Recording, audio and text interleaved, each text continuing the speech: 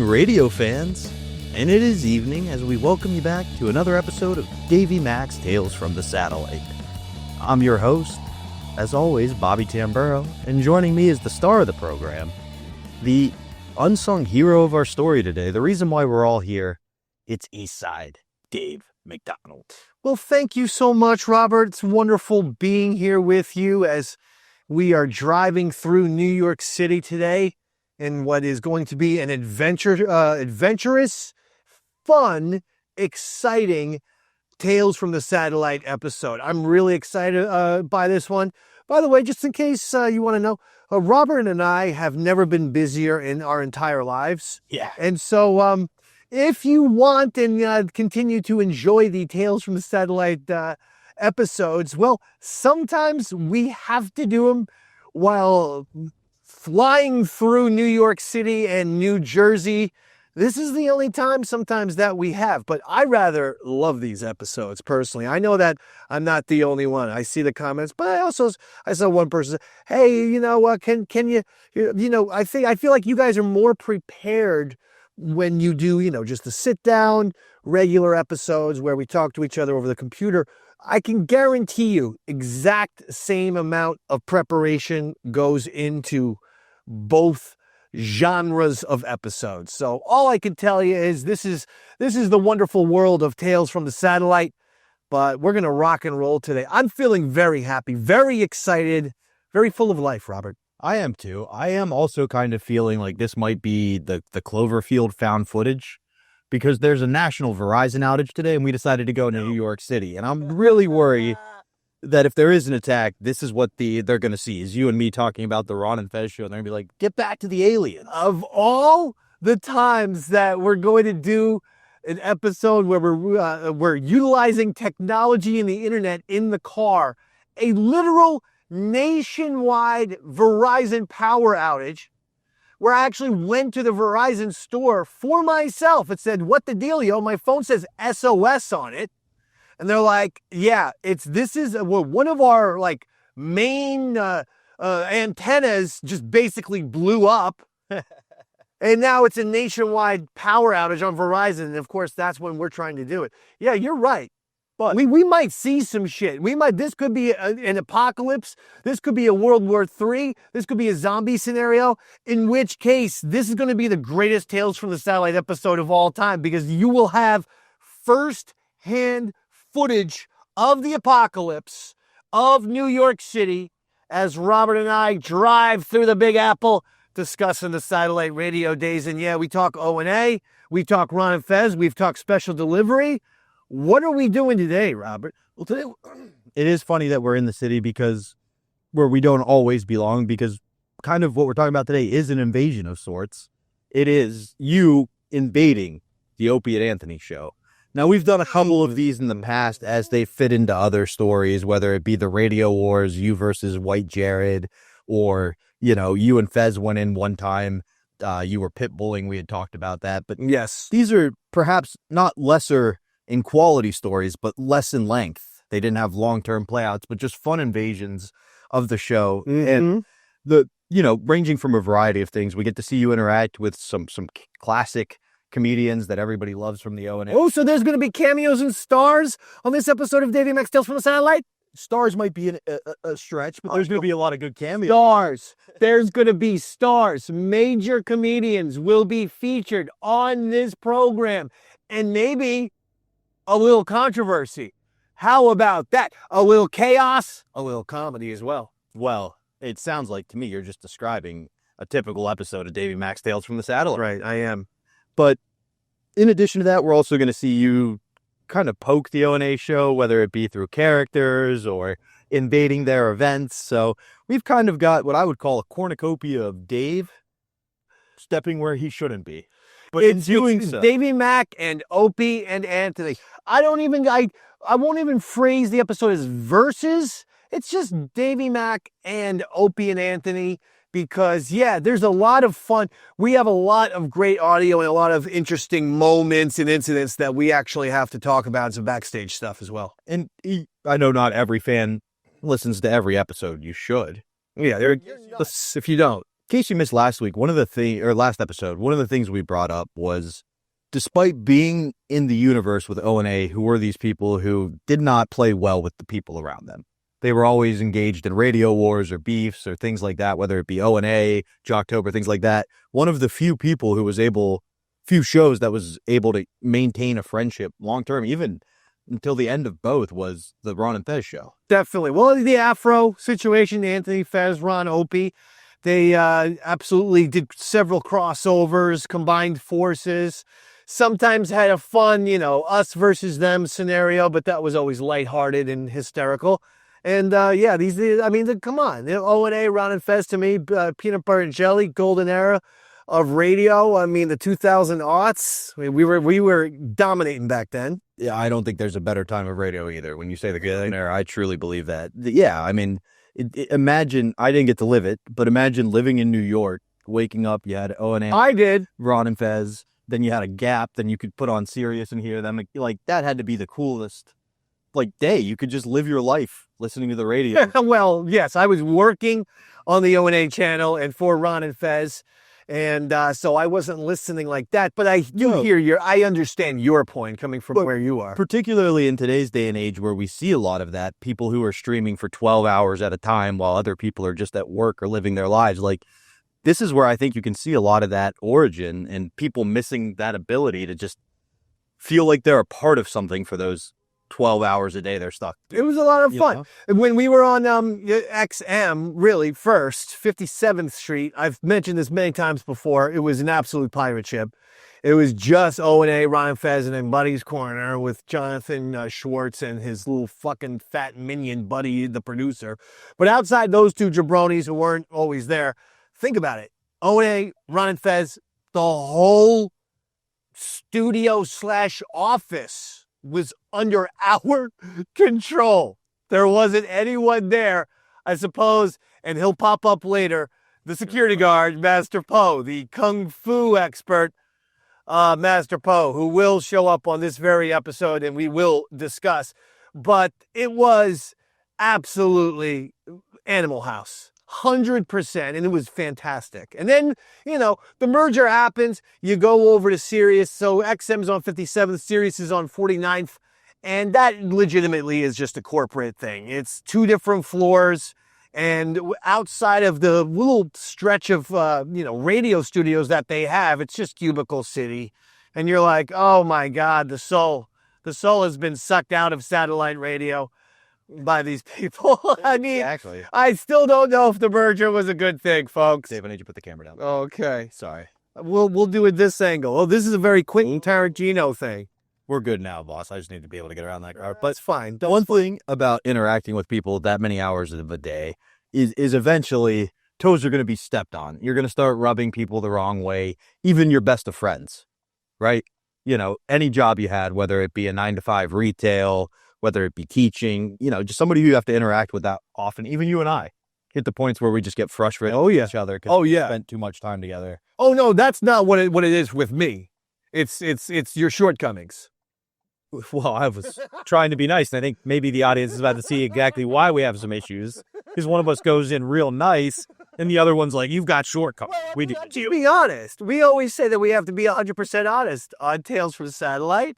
And but yes, I hear your point. We have a great time, and yes, no matter how close you are. I mean, Pepper would get mad at me. Here's a backstage story for you, and we couldn't have been, greater friends backstage and in the office. And when he would be doing, I hate to say it, the monkey work after the show, when we were in the Ron and Fez office, loading audio, cutting audio, whatever the hell that stuff is. It's just the boring bullshit. And then I'm trying to do show prep for the next day. I'm trying to come up with ideas, maybe write a board gossip, a Guy Geyerson, a Richard Dreyfuss, so on and so forth. But one of the things I never realized is we would have our little, meals after the show at 3:30. And then I have the same thing my mom has, which is after a meal, I always have to clear my throat for like 15 minutes. I don't know what that is. A nasal drip? Is that what that is, Robert? Your parents are doctors. Not that kind. Well, for whatever reason, after the meal, it just always feels like there's something in my throat. Well, one day, Pepper was like, Dave, enough! I swear to God, I was genuinely shocked. I thought, I started laughing because I thought he was shooting something, like a fun video that we would put on back then, Posterous, and then take Posterous and put it on Twitter.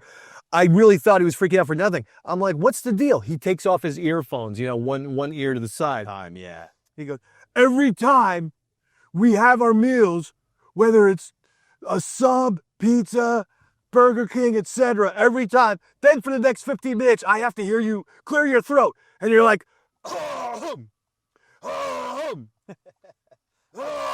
and he thought initially I was doing it to annoy him, to quiet him down. But he was just silently ripping audio, so that would make no sense. So he thought I was fucking around with him. I thought he was fucking around with me. And then I'm like, I actually don't even realize, I didn't realize I was doing it. No, it's a subconscious thing for you. Weirdo tick. But if you had flipped the roles, you could see first starting with, oh, is he doing this to silence? Like, I was flipped out. Yeah. He actually took the high road just by yelling at me, because I would have started saying he's trying to fuck with me. And I would have started planning an act of revenge. This is how the Dave man spirals into chaos and evil. Because I would have just went straight for, how am I going to get back Pepper now? Am I going to have to put, something disgusting on his seat? Maybe even my own jizz or pre-cum? And be like, your ass is touching my pre-cum, the wheels would have started turning for some sort of Machiavellian revenge on Chris Stanley. Whereas he just bluntly goes, the clearing your throat. You're like that fucking rap song. And I'm like, I don't listen to rap. And then he goes, it's the one that goes, let me clear my throat, asshole. And so that's a little backstage story for me to you, the Tales from the Satellite fans. That's 100% true, by the way. No, and that makes sense. That's the exact type of thing I'm thinking about, because you do pick up on those little things that start to annoy you about those people. And you have to walk this fine line. Something you've taught me very well, and especially Roy has shown me, is sometimes you just let things go for the sake of the greater good. Oh, yeah. And figuring out when to go to the mat. Yeah. And I truly think Ron and Fez were experts at that, because you find a fine line of being able to comment on things, but also, all right, you guys have crossed line. And you could tell that, you start to think about things and just store them in the back of your head about people. Like, one of my favorite examples is Fez was worried about something Norton was going to do or say. And Ron just goes, let me guess, something, bucket of A's. And it just so perfectly broke down Norton at that point. You're like, oh, Ron's had this in the back of his head for a while, but has bit his tongue. And today what we're seeing is kind of some of that engagement and some of the crossover in a way. Like, some of the things you're doing. At one point, Opie goes, I don't know where we can post the video of this. Like, it is criminal acts south of the Mason-Dixon line, some of the things you're committing. Yeah, they couldn't put some of it on YouTube these days, because they would literally get a strike on their YouTube channel if it happened. And we're going to play all the audio and have a good time with them. But things, like I said, on 57th Street, things got sometimes out of control. Like, not like the Dave Coulier, hey, that's out of control, cut it out. I'm saying, like, things might have gotten out of hand. Things might have gotten a little too far for all of us, but that's also what made it exciting too, I think. Did you, speaking of Coulier, thoughts and prayers to him, he's battling brain cancer. I did not hear that. Yeah. There was not a big Full House guy, but I did like Out of Control on the Nickelodeon there. So I wasn't trying to take a shot at the guy. Thanks for making me feel it. No, I was going to just tell you, did you hear what he said to the doctor about the tumor? No, what? Cut it out. Okay. Come on, folks. That's Robert. That's Bobby T. You can see him doing stand-up all over the place. I didn't mean to step on your toes there, but I wanted to make myself the bad guy before you fell like one. Go ahead. So much like that, we were talking about, the stepping on toes and finding the perfect way to bring things up. The things you're doing are criminal, not criminal, but vulgar acts. Criminal, yeah. You're picking a beef with one of their cherished guests, but in a way, you're ruining big events they're throwing. But in a way, not ruining anything. Oh, Jesus Christ. Sometimes you phrase things like shit. I brought the goddamn excitement to that show. There was nothing that I did on O&A that where I wasn't asked. This was a different clip. There was an outside of the show event that you went and were the center of attention. It wasn't meant as a negative. You didn't ruin it in any way. But the point being, things where people... Well, I thought you were talking about the Hard Rock Cafe. That's why I just speak clearly rather than being vague, because I don't know what you're referring to. This was the F.H. Riley. Oh, thank you. Thank you. That we're going to get to much later. Now I get it. No worries. But the point being, all things that, if you just look at it from an outside perspective with no emotion and feeling behind it, you go, this would be the worst guy to have to be a coworker with. But everything you did made you not only more endeared by the O&A show, but by the Ron and Fez show for how you did it. Yeah, I mean, I'm not, okay, I could see that. I think actually they were thinking this is the best producer on the whole channel. And honestly, you hear that multiple times from multiple people. So actually the opposite. You're forgetting, we worked in radio. We were working at a wild and an insane time. Right. So in other words, this is the guy who is the wildest and most insane of any of our producers, which was so accurate. But I'm saying, if you were, let's say, the corporate suit in HR, yes, and you just heard all those details, you would be like, you would imagine, without knowing what's going on, this is the worst guy to have to deal with. But O&A loved you because of it and actually showed, like you were saying, you were the best producer. I suppose. I mean, that's the old, as we always say on this show, suits and T-shirts, because unfortunately, yeah, I guess there is more than likely truth to, there were SiriusXM people who didn't get me, so to speak, and, whatever. No, and honestly, you can't explain yourself to those people. They'll never get it. You can't be like, hey, the reason why I did this is because this was going on. Because the second you go like, wait, you did what? If it's shitting, for instance. Which we will hear a lot of. If it's, drinking soap, hot sauce, whatever. There's definitely going to be some stunts involved. And like I said, jack of all trades, 5-tool player. You want me to write a sketch? I will. Come up with a game? I will. Confess something? Throw myself on the bus? I will. Do a stunt? I will. Whatever you need, I can do. And honestly, I think that was why management could have put a label on you, because they were used to, oh, he's the stunt boy. Oh, he's the brains producer who cuts the clip. Like, they weren't used to a guy who did all those different things well. Yeah, they didn't understand that, okay, he does a stunt, but wait, that same guy's writing this bit that's a comedic sketch that Ronnie B's laughing at. So those are two different skills that they couldn't grasp, I guess, from time to time. Because it was always crazy Dave. It's like, oh, God.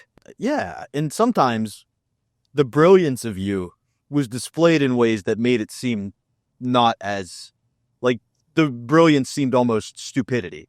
Like, for example, one of the first clips we're going to play, and we're going to play in a minute, is you, off the cuff, you start doing one impression, and you end up doing an Opie impression. Oh, yeah. And just kind of leaning into the character. Oh, yeah, that was fun. And it seems like you're not saying much, but the way you're doing it and how you're doing it paints a perfect picture of Opie. I was just doing it in the voice. But, yeah, because I had nothing written out or no material, so I was just mainly focused on the voice and doing whatever that voice is. But then... What kind of in the beauty of you is, and what I like about Ron and Fez is you take a short off the cuff thing, like the impression you were doing sounded like Opie, so you did an Opie impression. And the next time we hear it, it's very clean, very polished. There's running bits with it. Like, you've clearly put work into it. And before very little, actually the second one, it was just that I was able to, since I did it the first time, I was like, oh, okay. Now I'm going to do it with all of the like Opie stuff, like the actual Opie and Anthony stuff. Scream out the phone number, whip them out Wednesday, wow, and all that kind of thing. And I guess that's going to be my first question before we let the audience listen. Were those things that you went, okay, I'm going to do this again, let me start picking up on Opie's mannerisms?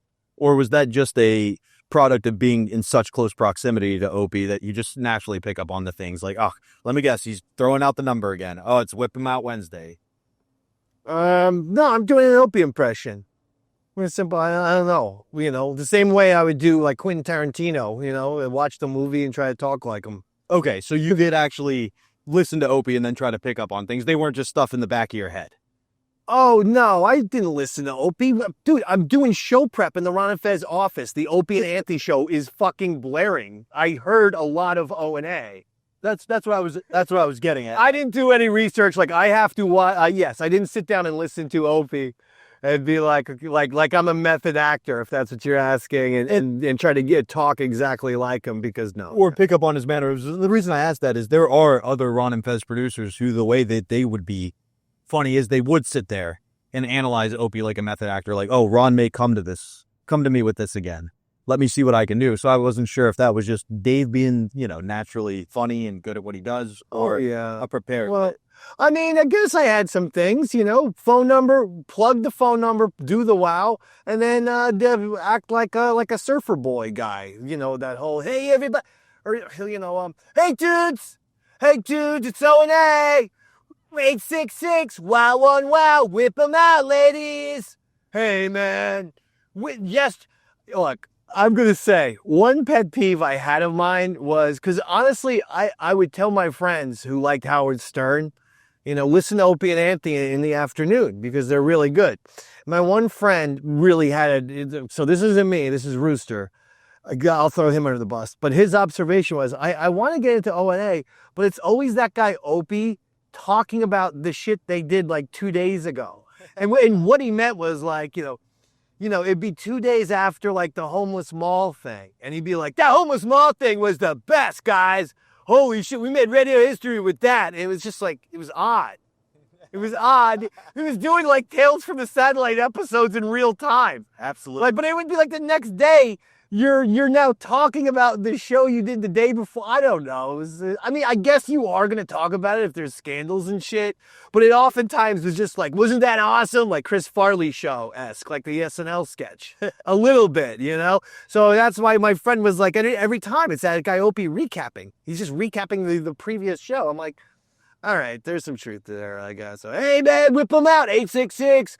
Whip them out Wednesday. Oh, my God, yesterday we fucking beheaded Sandy Kane, bros. Wasn't that awesome? Call us up. Whip them out Wednesday. 866. Oh, you know, all that shit. And that's why I was asking, because the clip we're going to play is a short segment, and you hit on things that people are still making fun of Opie for today. Like, it felt like somebody who was frustrated and, like, was getting it out through a character. That's why I was curious. I do it always first. Can I tell you that Opie came to me after I did these impressions here, these little stupid, and by the way, it's literally no thought. No, to answer your question, really, not nearly as much thought, effort, or anything that I did for, say, Guy Geyerson, Board Gossip, Dave Leno, The Invention Guy, Richard Dreyfuss, Mike Francesa, Quentin Tarantino. I would actually grab music, get sound effects, write out comedy bits and shit like that. And then this was just like play the fucking song and do weird shit in the Opie voice. Opie comes one time after his show, before ours, in that, you know, at the time we were going on at 11, they're done at 10. So you have that hour. I'm doing show prep, and he comes by and he goes, hey, Dave. And I'm like, hey, Opie, you know, thinking we're going to have a fun little friendly chat. He's like, I got a question for you. I'm like, okay. He goes, Ron have a problem with me? What? I might have said this on satellite, but I'll say it again. Well, huh? You know, does Ron Bennington have a problem with me? You know, I mean, you know, I'm like, no, he does not have a problem with you, nor Anthony. He loves you guys. What are you talking about? No, yeah. Ron and Fez love you guys. He's like, What's the deal with the impression, man? The deal with the impression, at that point, they had been on the fucking Tonight Show. I'm giving you Saturday Night Live treatment. The other people I do really bad impressions of are Oscar-winning writer-director Quentin Tarantino, Oscar-winning actor Richard Dreyfuss. Yeah. Okay, made-up characters with Geyerson and Mike Francesa, #1 sports talk guy in New York City. So actually, everyone that I was doing is a lot more accomplished than me. And that obviously includes Opie. The guy got $30 million at one point from XM. So no, it wasn't us in any way, shape, or form fucking around. It was literally having a good time. They had been on David Letterman, The Tonight Show, or whatever, and all these things, and had been, try to pilot and all this stuff. And he had been a celebrity at that point. Why not? XFL. And honestly, why not do it? If you think about it, it just shows how little Opie knows about not only you, but the Ron and Fez show as a whole. Like, your impressions, everybody you named, is somebody you actually look up to and enjoy. Yeah. Take it a step further. Who did Fez do impressions of? The Wonder Boy, somebody he liked and enjoyed, right? Yeah. Andre the Giant. Ric Flair. Somebody he liked and enjoyed. Ric Flair. Yeah, Ric Flair. Sorry, Ric Flair. But you get what my point. He did Andre, but Ric Flair is the classic. Is the classic example. But the point being, these impressions, for the most part, weren't done in a mocking way. It was people you enjoyed that you just felt like having fun with and extending the character.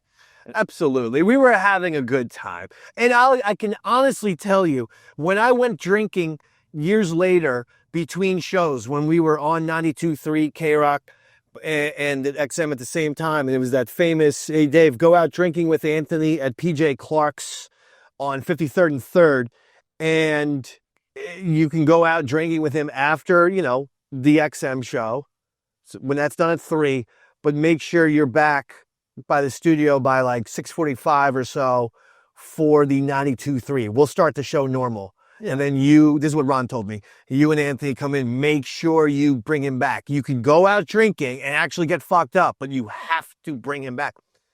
When I was there, and we played that, one of the questions I asked Anthony was, because at that point, we had done a hypnotist show, and Fez actually did an Opie impression under hypnosis, and I think I did Anthony. You did it that time. Now, well, the point being, I asked Anthony, are you upset? He thought it was hysterical. Exactly. He was laughing. So it's like that really is the difference, where Anthony will absolutely laugh at your impression of him. And then Opie took it a really weird way. Does Ron have a problem with it? I'll never forget that bizarre encounter. Strange. No. Paranoid. And to be honest, based on not that Fez hypnotist impression of Opie, but one that occurred much later, it wasn't Ron that Opie should have been worried about. But we're going to let the audience listen to your impression of Opie, not Fez's. Yes, sir. And we'll be right back after this from the Ron and Fez Show. Tales from Satellite. Cousin Brian, you're on the Ron and Fez Show. Yeah, baby, when I had Mr. Bay. Hi, buddy. Fezzy's like Andy Rooney, just, not as funny. You're kind of becoming an unfunny Andy Rooney. I don't get what's like celebrities.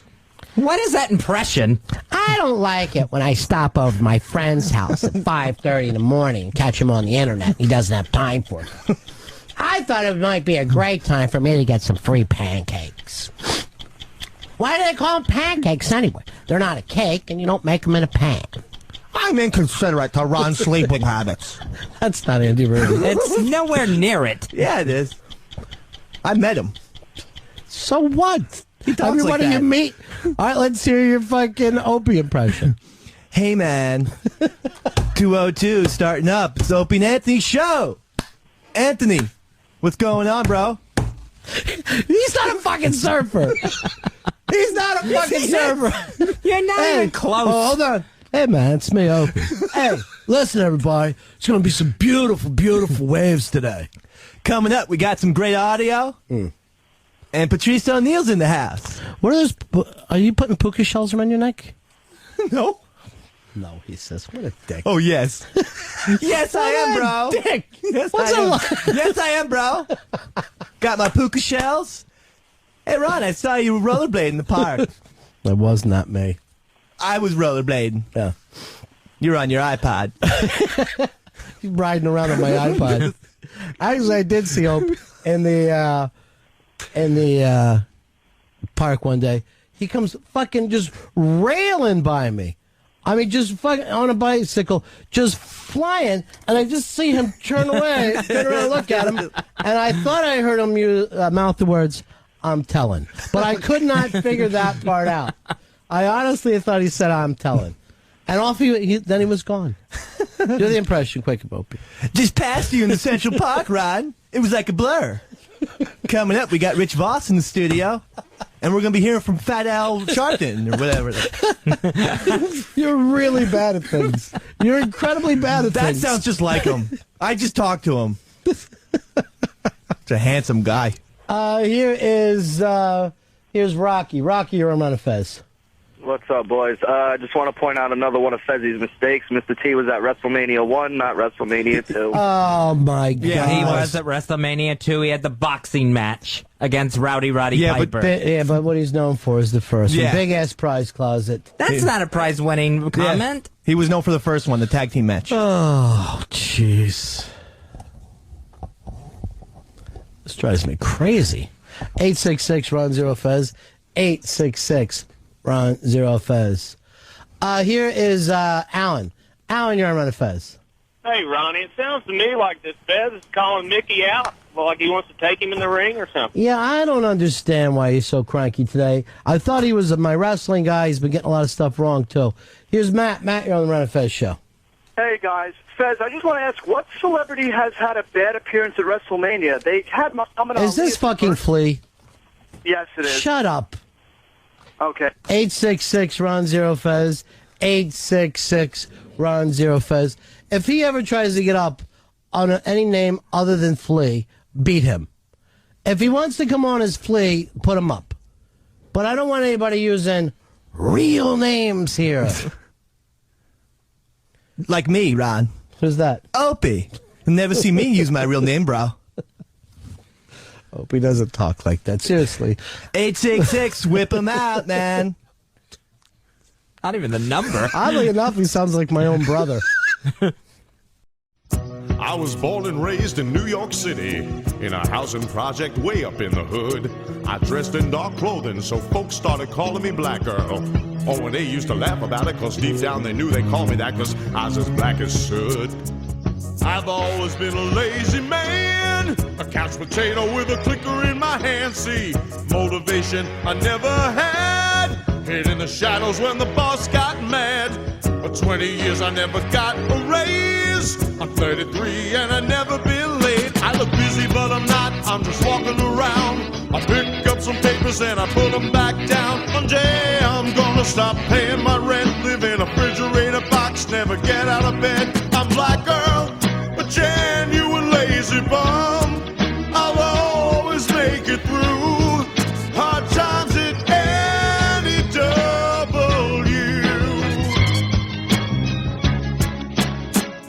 Then one day some lame brains came and took O&A away.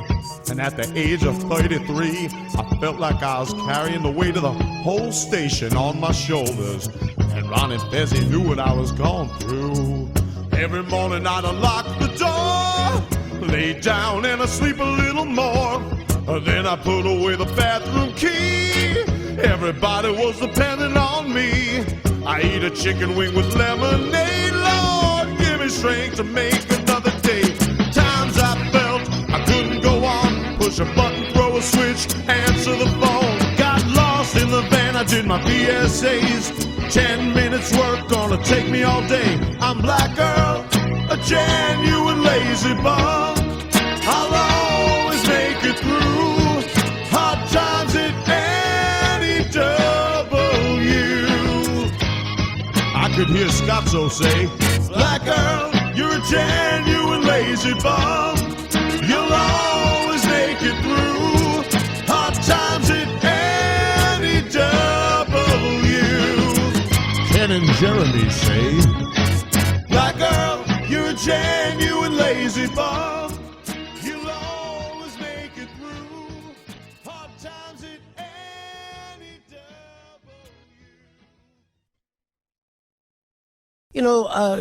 shoot Fezzi a cannonball across their bow, if you will. And we've done that many times. The Bearded Joker, of course, has done fabulous work for us. The new character, Opie, from Opie and Anthony, which is the Opie impersonator that comes in and does the Ron and Fez show. Let's see if we can bring him in to the song Jet. Hey, Opie, what's up? Hey, bro, just wanted to have a little impromptu afro show. What's up, bro? It's the Opie and Anthony show. 866, whip him out. Coming up, we're going to shoot Stalker Patty in the chest and try and break up E-Rock's engagement. What's up, Ant? Come on, bro. Hey, coming up, we got a little Bill Burr into the house. 866, wow, one, whip him. Gonna have a lot of fun. We're gonna have some audio. It's a confusing phone number. Some crazy shit went down Flavor of Love last night. We're gonna find out just what happened. I don't think it sounds like Go. That's the greatest show of all time, bro. Hey, it's good to be here. Ronnie, Fezzi, Afro, Impromptu. All right. 866, wow, wow, wow, wow, wow, wow. What's up, everyone?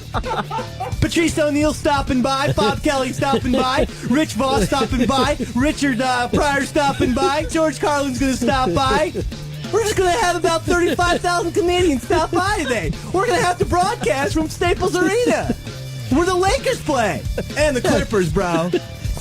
Yes, we're all very familiar with Staples. 866, wow! The Staples Center, not Arena. Gonna be at FH Riley's tomorrow, bro. Great cheesesteak. Buy it. You hear that, Elmo? Give him a t-shirt. Hey, bro. I've never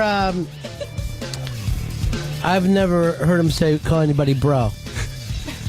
Good luck, man. Coming up. Good luck, man. For no reason. There was no reason to say that. It's Opie. It's the Bearded Opie. We got a live read. Bodog.com. Don't really know much about it. Anthony, take it away. Bill, you're on the Fez. Hey, Ronnie. Hey, Opie, man, how's your phone, bro? How's my what, bro? How's your phone that you lost over at Sirius, bro? Oh, bro, lost my phone in the bathroom. Some numbskull probably has it. Stupid. Whatever, I'll get it back. 866, Opie, Anthony, Jim, and a lot of other folks. Hey, coming by. We're gonna fucking rape Sandy Kane. Yeah. Hope those censors don't get on our ass for that, though. What censors? Radio's falling down, Ron and Fez. What censors, by the way? The censors, man. Those guys who make all the calls, all those decisions. They're called censors? Yeah, I hope those censors don't get on my ass. We used to have lots of fun, bro. It doesn't sound anything like Opie. Doesn't even sound like a human being. Bro, we're gonna light Twitchell's on fire coming up in the next break after we play some CNN audio. It's awful. We are back, bro. That was fun. I have to tell you. I checked out the audio, all of the audio on this episode. I always try to check it all out, but sometimes with so much work and shows and awesomeness that we're doing these days, it's not always easy. That was some fun stuff. I'm a little surprised that Opie didn't take it as like a fun impression. I got to be honest, because, you know, it's almost he would talk about his own career, like at Rochester, working for Brother Weeze. Yeah. He would constantly talk about the whole Spuds, what was it, Spuds McKenzie is the Budweiser dog? Exactly. He would talk about that. That's what that impression is. It's a probably less Opie from the Opie and Anthony show, and it's more Opie from Rochester. Would you agree with that? Oh, 1,000,000%. So then he really shouldn't have taken the offense, because I'm doing the young, hacky, self-admitted hacky Opie. 1,000,000%. And take it a step further, if it was like, oh, that's the character I do, you can't be mad at somebody ripping off you doing an impression of yourself. No. You know what I mean? Like, that wasn't it. No. He thought I was making fun of him. Absolutely. And who cares if you were? Literally, one of the ways we used to solve problems, but who cares if you were? One of the ways we would solve problems in my house growing up is you would do an impression of the person who was annoying you. They would do an impression of you, and you would see how you were getting on each other. Hold on. This happened in your family? Yeah. Like, so in other words, It's like, all right, Robert, do impression of Dad, because you guys are pissed. Dad, do impression of Robert. Yep. And your dad be like, I'm smoking weed and acting like an asshole. I mean, I don't know if he would know all those facts. I don't think he's quite as good as an actor as you are, apparently. That's so funny, though. Yeah. That you guys, so you guys would role play in your families. Yeah, absolutely. Oh my God. That's the best thing I've ever heard in my life. But truly, you would get it out of your system, you know what I mean? Like, and you wouldn't be frustrated with that person. When I listen to those clips, I am actually listening to me, who is, yes, a combination of brilliant and stupid. Really brilliant and really stupid. It's what makes me highly unique. I am highly intelligent, folks. Folks, 1,400 on my SATs, 720 on verbal. Okay? Not going to talk about the math score. Because, I mean, I know 720 plus something would get to 1,400. I don't know what that number is. That's why I wasn't as good as math and verbal. Okay? That's the proof. But nevertheless, the point is, SATs, great. I was one of those kids who didn't try, and it was like a 90 to 95. At CBA, Christian Brothers Academy, which was akin to Dead Poets Society High School of New Jersey. Seriously, all male, ties, tradition, honor, all that stuff. 90 to 95 at CBA without trying means I'm basically Einstein. But then I do really stupid shit. I walk into the wall a lot. I'm pretty sure I've suffered at least 15 to 20 concussions. At some point, I'll turn into Chris Benoit. That'll be a real shock for everyone. But here, that's your exclusive scoop on Tales from the Satellite. That eventually will happen, because I've definitely banged my head sometimes and made myself completely loopy. I don't even know what I'm talking about right now. Well, one of the perfect examples of that. By the way, we're in New Jersey real quick. Occurs for the first impression. Yeah. First segment, the first time you do the Opie impression. And it's that Ron's willing to throw you the ball and let you do an Opie impression on air because he trusts you enough that you aren't going to do anything to truly alienate them. But he's trying to help you out at one point and goes, "You got your puka shell necklace on?" And you just go, "No." Yeah. And you just not, clearly you're trying to scramble your thinking while on the fly, but it's the perfect I easy. didn't know the rules of improv at that time. That was simply a fucking mistake. See, the rules of improv are you never say no. And it's what we all know as going with the bits. We all know it.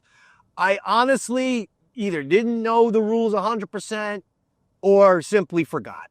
And that is a perfect example of the beyond stupid 50%, the Jekyll and Hyde, as it were. But it's more like Einstein and Rocky Dennis. Although I guess Rocky Dennis wasn't dumb, right? He was redheaded. Was he dumb in the brain, or was it just he has a stupid face? I think he was just ugly. Just ugly. So all movies about it. Arguably, if you're that ugly, it does make you socially stupid because people aren't going to interact with you. There you go. There you go. Yeah. So I definitely forgot the rule, but that was hysterical. Down a little bit. That was hysterical. Just you drive.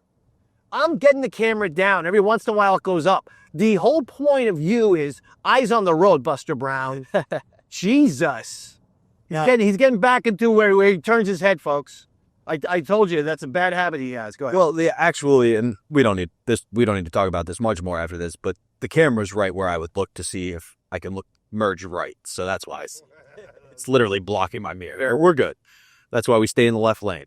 But we do see the brilliance on display, and we do see a solid Opie impression. Is it going to get you on SNL? Probably not, but it's good enough on the fly that it makes. Why shouldn't it get me on Saturday Night Live? I would have been wonderful. They haven't had a Dana Carvey type since Dana Carvey. And, well, no, Daryl Hammond. All right, never mind. I take back what I said. But you would crush it on SNL. I just don't know if Opie's your audition character. That's all I'm saying.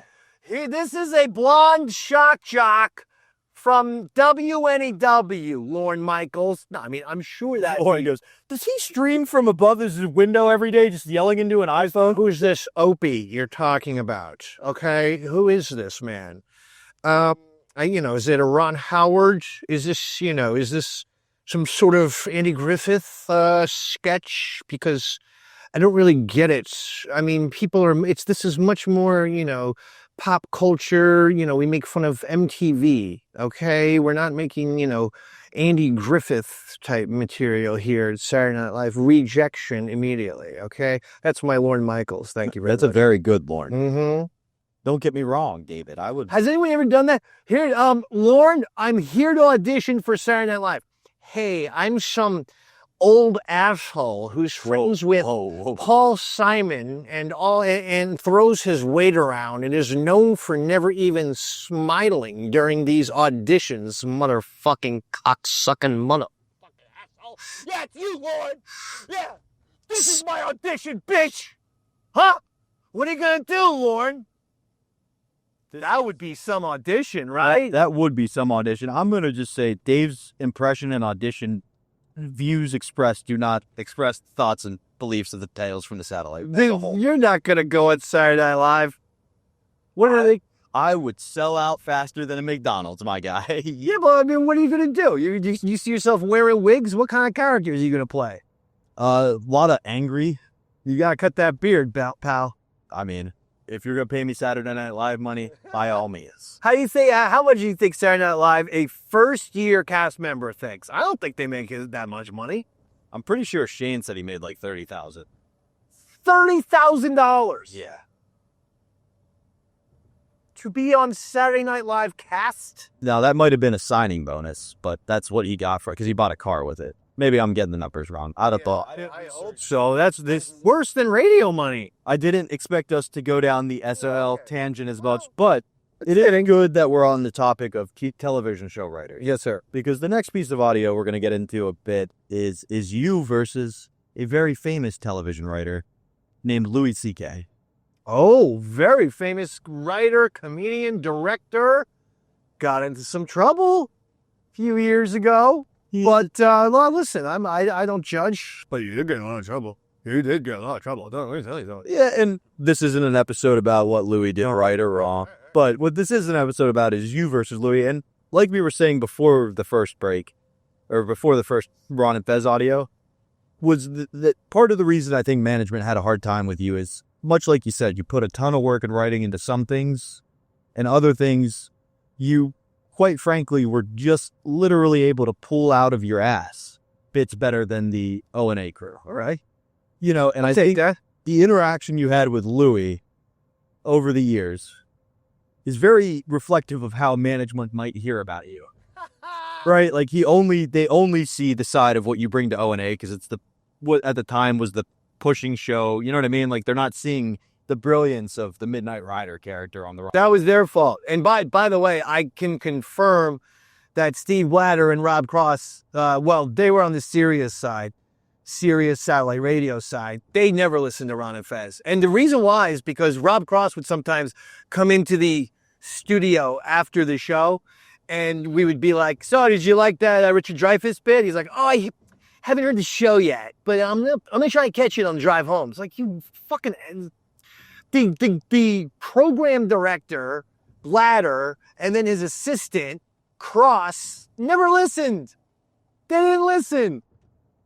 No. Like, how are they the ones to judge or to give, new contracts, money, so on and so forth? So that was always pretty annoying. Now, before we get specifically into the O&A, we want to go 95 South, right? Yes, sir. Don Wickland listened, for the record.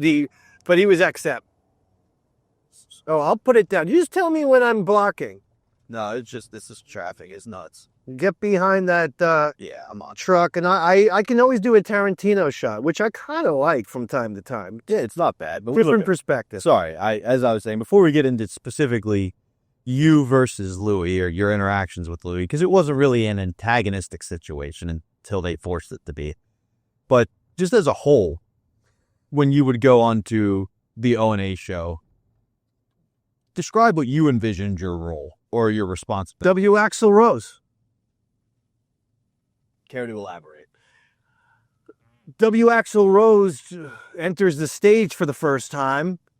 He's screaming his ass off. He's going to give you Welcome to the Jungle. He's going to rock your world. That was my inspiration. Pure and simple. Now, I don't mean I'm going to, by the way, on multiple times. Yeah, I ended up doing. So I literally did an Axl Rose impression, which we might even hear on this episode. But that is not what I'm saying. The inspiration of, I'm going to light it up. I'm going to go in there and bring the fire, ladies and gentlemen. because unfortunately, way too many people in radio, in podcasting, on TV, they got no juice, as we say in New Jersey. Not steroids, energy. Bring it. Bring the fire. That's something I do every single time I crack the microphones. It's something for the last 20 years on Davey Mac Sports Program, Modern Day Man, 95.9 The Rat, 92.3 FM, Westwood One, Sirius XM satellite radio, so on and so forth. Riotcast, so on, a Compound Media, so on and so forth. The one thing, the way I'm able to sleep at night is that there's not been one time where I've phoned it in. I always at least give my all every time there's a show. Is it good always? No. But I'm going to give my all so I can sleep at night. And you're bringing your A game every time, which we definitely can feel the energy and everything like that. How about, were there boxes you wanted to make sure you ticked? Like making sure you plugged the show right away? Anything like that in the back of your mind when you go on the O&A show? Because one thing we hear throughout is you plugging Ron and Fez Noonan. That is because the first time I did it, I didn't plug. And Ron liked my appearance, and I forget what it was, but I just crashed the O&A show. And I was a little nervous about it because Ron didn't get, if we're on at 11, he'd be there, 10:55, 10:57. If we're on at noon, he'd be there 11:55, 11:57. You wait. And, you just want to make sure he's good with the appearance. So I was a little nervous about it the first time. I can't remember what it was, but he then said it was great, but he didn't plug the Ron and Fez show. All you got to do is Ron and Fez noon to 3. And so I literally would then just take that, not in a sarcastic, like I would be, oh shit, yeah, okay, Ron and Fez noon to 3, Ron and Fez noon to 3, Ron and Fez noon to 3.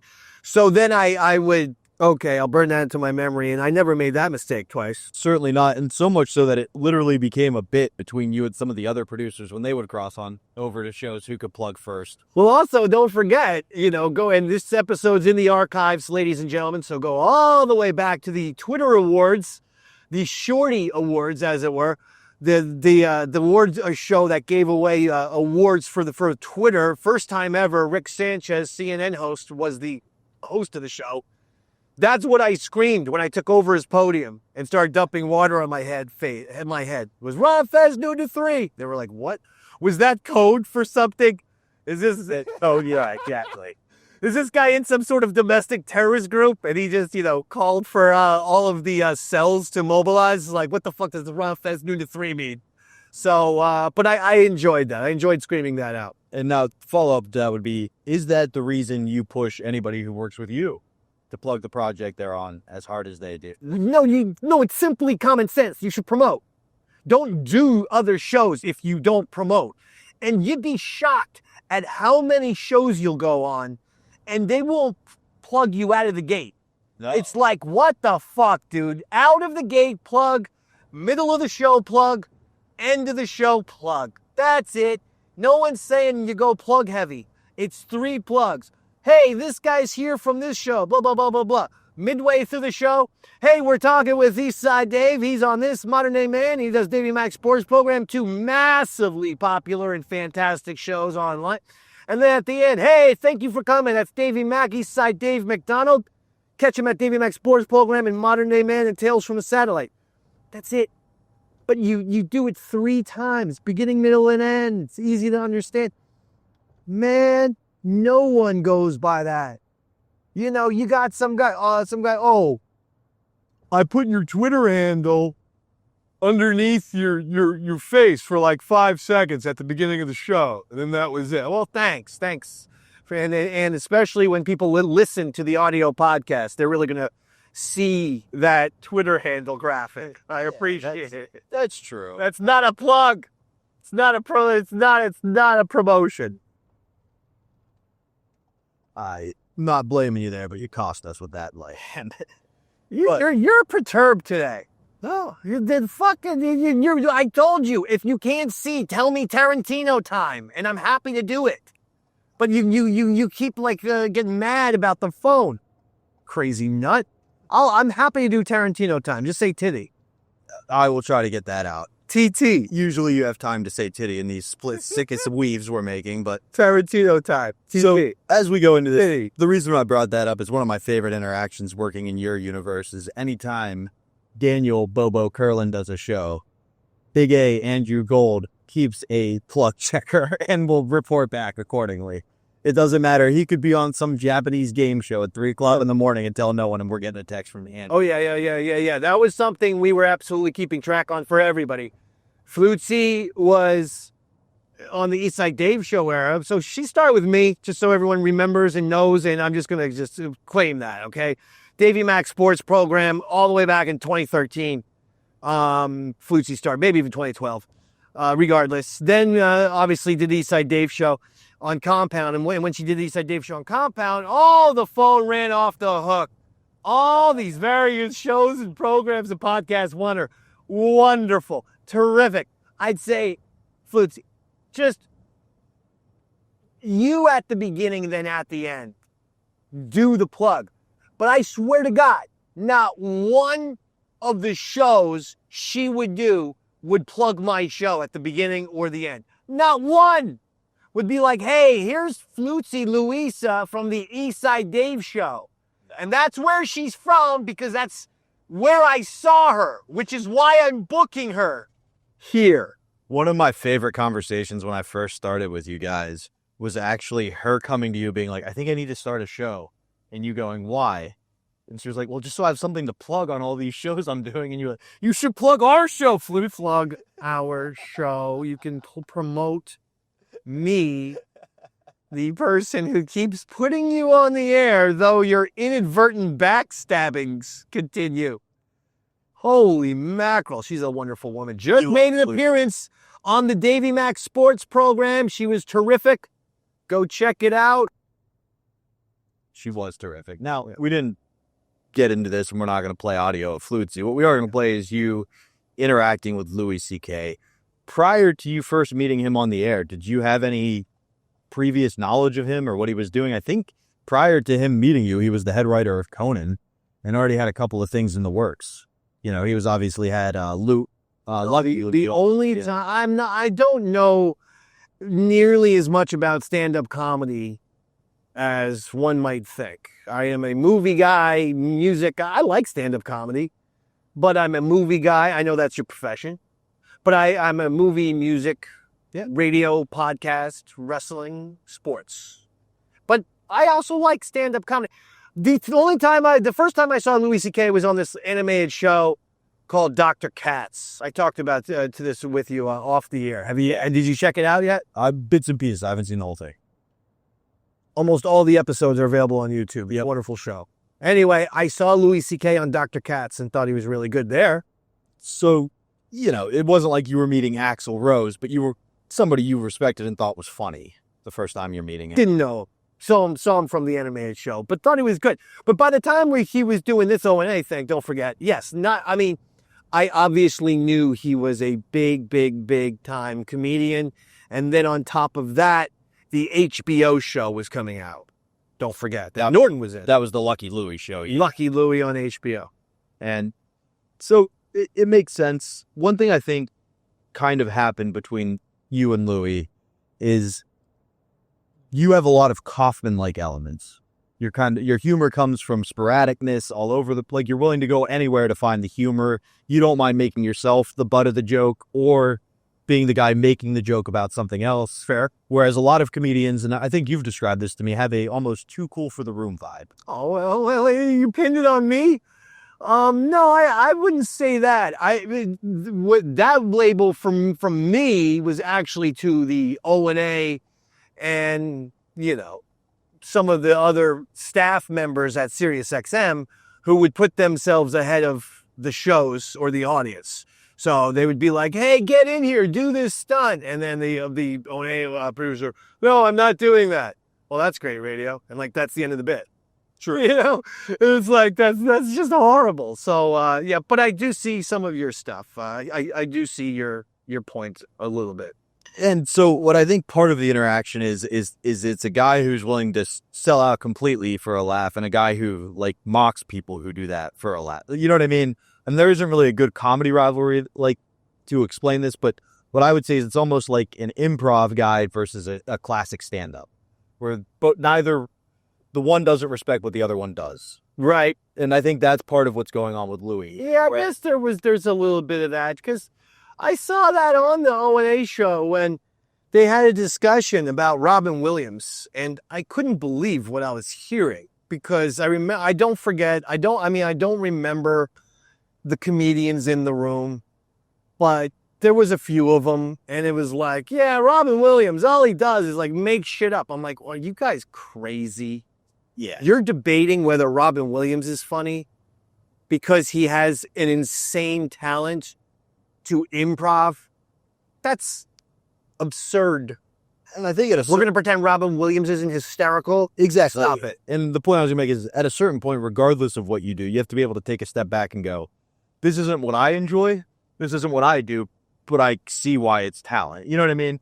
Right. You could be a rock star that appreciates how a country guy plays the guitar. It might not be your form of music, but you still respect why. I just keep it with stand-up. I mean, some people don't like Carrot Top. It's like, okay, I get it. Because I'm not a comedian, I don't care. I will say I like Gallagher. I mean, Carrot Top is just, Gallagher with red hair. I was a Gallagher fan as a kid. Growing up, I enjoyed his specials would play on Comedy Central all the time, or Comedy Channel, as it was originally called. And I enjoyed all the Gallagher shit. So it's to each his own. Say, you're probably at 8 years old, the perfect demo for a Gallagher show, where he had this one. People drive in the parkway, but park on the driveway. What the hell is that all about? And I was like, he's fucking right, Mom. Mom, he's right. I mean, currently we're driving on the Garden State Parkway. We're literally living the Gallagher joke. I mean, we're about to be parked on the Garden. But no, absolutely true. And funny you should bring up Gallagher, because actually one of the people you perform some stunts in front of while Louis there is the one who pretty much ended Gallagher's career, Patrice O'Neill, just by completely dismantling him on air, doing exactly what we're talking about, pointing out how ludicrous some of the Gallagher stuff was. As we let the audience listen to your interactions with Louis, one thing I wanted them to take note of was how Opie describes you to Louis and to whatever other guests are there. No, because it's very funny. Go. While you're performing what a lot of people would call stunt boy type stunts, he continually points out, but then on the Ron and Fez show, they give him a mic and he's just as good on air. Like, he's giving you the compliment that, no, he's just as good at being the writer, all this other stuff too, that we've been saying all along. And it's kind of funny that as time evolved and perhaps your friendship with Opie dissipated some, his stance may have changed a little bit. So with that, I think we let him listen to Dave interacting with Louis C.K. Thank you. Corey from Massachusetts, go ahead. Hey, Louis, love you, love your show. Thanks, Corey. I just wanted to say your HBO comedy special was one of the best I've seen in years, and I have a question. Okay. What was going through your mind when you were sitting on your friend's ass and helping him masturbate? Well, I just remember thinking, I hope this helps. I hope this feels good for him. I hope this doesn't make me gay. I don't know. That kind of approaches the line there. Do you think so? Do you think that was gay? Well, what is it? What does it mean to be gay? Does it mean, is it your track record, or is it what is in your heart? I don't think about dick all day. I never think about people's dicks. I never think about fucking people in the ass. I never think about guys sexually. But you want to fuck Ewan McGregor. Well, yeah, let's just put that aside for a second. Okay. I'm not obsessed with guys' dicks, but if I blew a guy every day, even though I don't care about guys, would that make me gay? Is it track record? Is it behavior? Or is it what you think about? I think it's what you think about, to tell you the truth. So if I always thought about blowing guys and never blew anybody, I'm gay. Is that what you think? Well, I think if it's like a desire that you hold in your heart, but you don't follow through, yeah, I think you're gay. But so then I sat on my friend's ass while he masturbated, but you think that got close to that? You think the fact that I did that when I was 11? It only depends on how you feel about it in your heart. Yeah. Well, I don't think I'm very detached about it, and I think I was when I did it. I just felt it was a little squishy. It was weird. It was a good story and a great comedy special, and they should give you He's Saturday trying to get night out of show. this conversation. But I'm Hold not on a interested second. in debating with you. No, wait a minute. But also, like, my dog licked my cheese off my penis when I was 11. So am I a dog fucker? Like, is that it? Am I labeled? No, you're not a dog fucker, but you are in the Eastside Dave Club. I don't know who that is. It's, somebody works for Ron and Fez. Okay, I don't know. Yeah, he had a dog lick peanut butter off his genitals. So yeah. Dave, you are looking good, man. You are looking good. Let me tell you Congratulations! You guys have officially destroyed my fucking life. you won! Ron Fez noon to 3, O&A 6 to 12. You guys won. Wow, you're nothing anymore. I'm like a grown-up version of Chunk from fucking Goonies. You really have gone to shit. Did he not look like this always? No, he was a slim guy. I was 195 when I started this whole fucking debacle. He was a slim guy. Oh, my God. On Ron and Fez's show, he winds up getting married. Now he's expecting a child with his new bride. And he's turning into what looks like the typical fucking piece of shit father. Look, he's got a wife beater on. You can see his belly really button and bad. tits through it. His awful white man tattoos. How much is he? I want to know how much he weighs. Yeah, whack bag tattoos. Yeah, my whole life is going spiraling down. Look at your belly, your alcohol gut. abuse and overeating. Oh, yeah, he's a ridiculous alcoholic, too. Financial issues. Thanks, Don. Yeah. Because of our show, he's got to grow his hair out. He's got a fucking huge belly now. Oh, it's Look at that. Look at the gut. Look at the, like, I have a Sopranos tattoo. look at his hate handles. Yeah, show Louis C.K. the Sopranos I'd like tattoo. to see my Sopranos tattoo. What the fuck It is is wrong the with you? worst tattoo ever. Come here and look at this. I want Mr. C.K. He to thinks, know who that's supposed he to thinks be. these are the Sopranos. Now, you ever see tats that look like real people? Yeah. Look at the horrible work this is. That's awful. It doesn't That's look like awful. any of them. Nobody looks like anybody. Who did that? Some guy from Long Island. Nobody looks like anybody. I didn't do a lot of background checking on it. That is horrible. Janice looks like fucking Joe Pepitone. It looks like Janice is one of the people you got? Which one's Janice? You tried to do Janice? No, I'm sorry, Meadow. It looks like Meadow. It looks Meadow, like, who looks like Janice, who looks like Joe Pepitone. no, it And looks, then wait a minute. Who The looks like son, Gene Wilder. the son looks like a superhero. He looks like it looks like the Kiss But Alive also, cover. the shit this guy chooses to get tattooed, it's like he sees an interesting McDonald's commercial, and he's like, I'm going to get a tattoo of that. No, that was I another found that lost kind bet. of amusing for a minute. I'm going to get a tattoo of it on my body. It just a looks bad like one. Mount Douchemore. My whole thing is it's a billboard of bets I've lost. I got Yeah, Whack Bag he loses and bets. Lucky Boy, which means pedophile in prison. Great joke by Mr. Bennington, but Ron. Lucky boy means pedophile in prison? Yeah, he tricked me. That was You a fun better one. not go to prison. Wow. Sure do. So let's see. No, that's my sweatshirt. Yes, step Let's see up what he there. weighs, though. You are a fucking Dr. Okay. Zayas looking That motherfucker. Sopranos tattoo is horrendous. Isn't that horrible? Yeah. And what was your starting weight? 195. 195, okay. It's a sweet boy. 195, that's skinny. 202.2. Wow, Jesus, I thought it was a lot way more than any of these people. I thought that was a lot more. So did I. I'm very surprised at that number. You have to work But harder. 7 pounds. Yeah, that's pretty good. Team, You got a lot of stress in your life these days. I do. Team O&A is winning on all fronts right now. Yeah, you every like- class. Yeah, every class, of course. How do you like being married, Dave? You like it? I do, Jim. I like to come home to a hot meal twice a week. I'm just kidding, baby. Oh, I'm in trouble. Are you? Eastside Dave's here. His wife's here. He's got something in his His ass. wife is on. Does he? Yeah, well, yeah, it's our new contest. He just loves taking Ron Fez started his pants this new war, goofy goofy radio bits. They got spinning the hit, and now we came up with this. Here's the official intro. She's holding the cup over his dick while he takes his shirt off. Oh, why does he got to take all his clothes off? Yeah, he's got it, Louis. Here's the intro to the new bit. He's completely naked, and he's ready. Except for he's got to And yell. now, ladies and gentlemen, it's time once again for What's Up Eastside Dave's Box! Oh, okay. Eastside Dave has stuck an object up his ass, and Opie and Anthony have to figure out what it is. Wow. It's What's Up Eastside Dave's Box! I heard this bit on NPR. The more you know. Ladies and Piano gentlemen, Eastside Dave makes his way into the studio. He's completely naked. His wife's outside on the bleachers, mortified. Eastside Dave is waddling into the studio. His non-existent penis. But he's got his pants at his ankles like that. What are you, shy about your ankles? Like you're in the Victorian era, but you don't mind showing your I can't take dick my and balls? pants off. There's something in my asshole.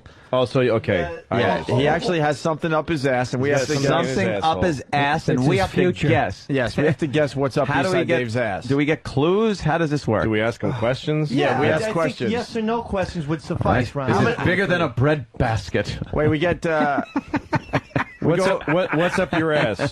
That's not a yes or no question. Is it a food product? Yeah, let's start with Jimmy. Is it a food product? Very good. Yes. All right, it's food. All right, Is it it's is it in a wrapper right now, or is it bear? I mean, okay, is it in a wrapper? Yes. What is in a wrapper? It's in a wrapper. Is it a Snickers bar? No. Is it a Jolly Rancher? No. Is it a ham? Hold on. Is it a candy bar? No. All right, it's not a All candy right, bar, but is it's in it a wrapper. sweet? It was.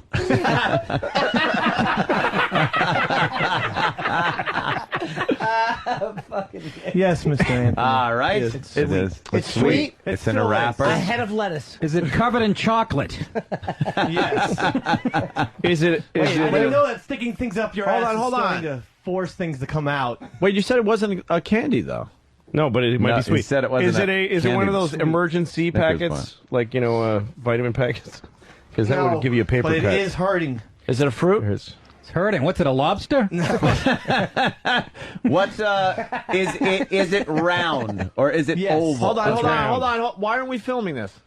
We are. Oh, I didn't see you, Sam. I'm sorry. Round in a wrapper. It's sweet. But it's covered with chocolate too. No, the chocolate was the poop. It's a shit joke. Is it a All right. yam? Shit joke. Round, it's Is it smooth, is it's it in a red? wrapper. Is it red? No, it's not red. Oh, red. does it have a stick on it? Yes. All right, I would like to say it is Go ahead, Anthony. a lollipop. Oh, God, he's gonna pull it out.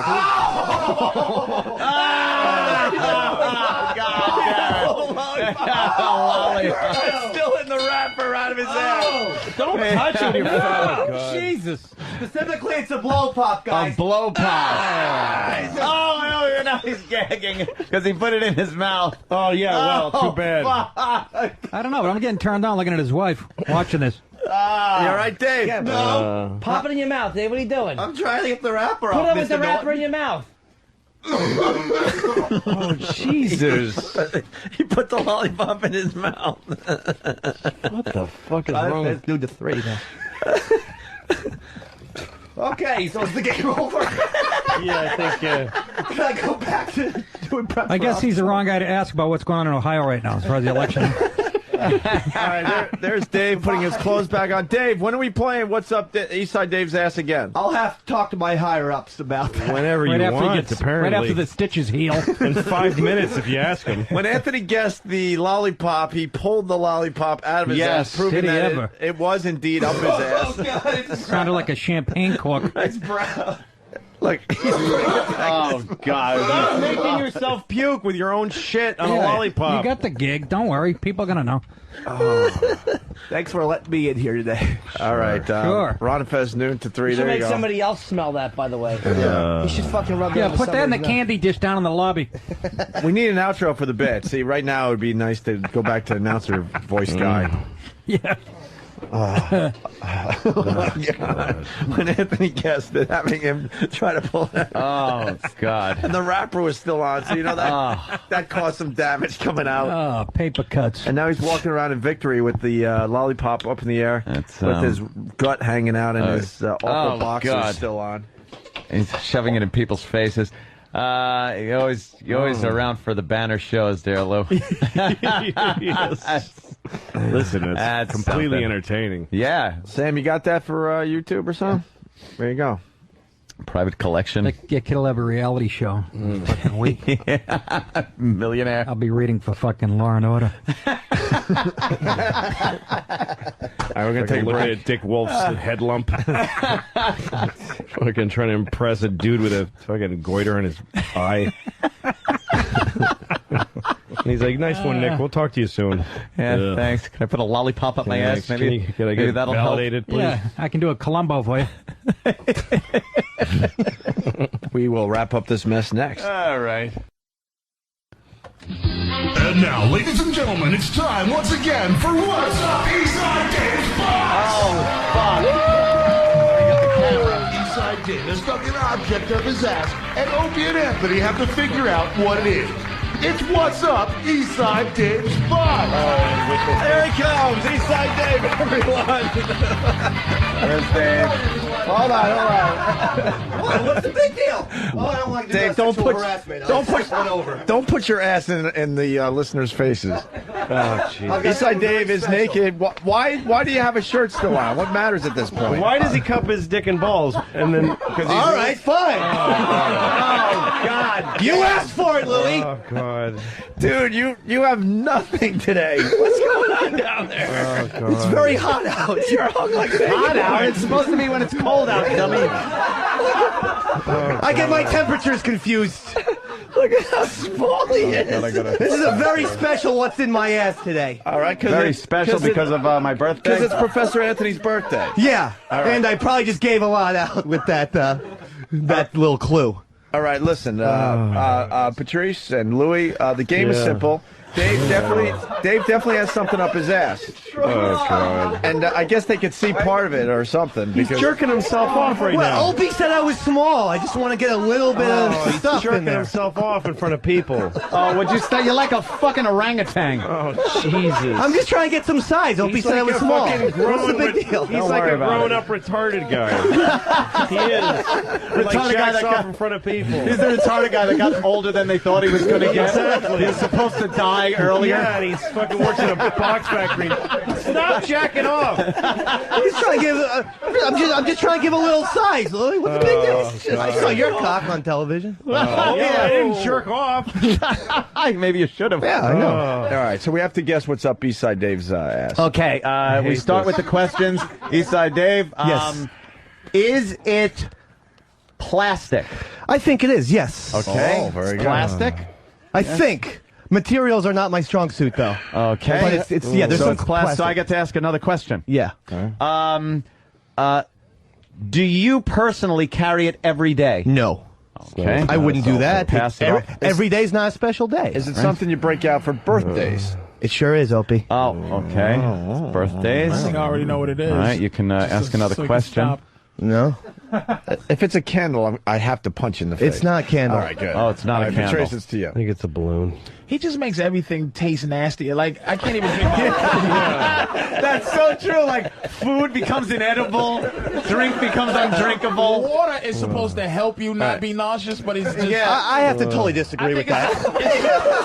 It's a balloon. Oh, is it a balloon? Oh, my God. It's not just a balloon. It's a happy birthday balloon, just for Anthony. And everyone loves to blow up balloons, don't they? Oh my God! Everyone loves to blow. Ryan says do to 3. Ryan says do He's to. throwing up.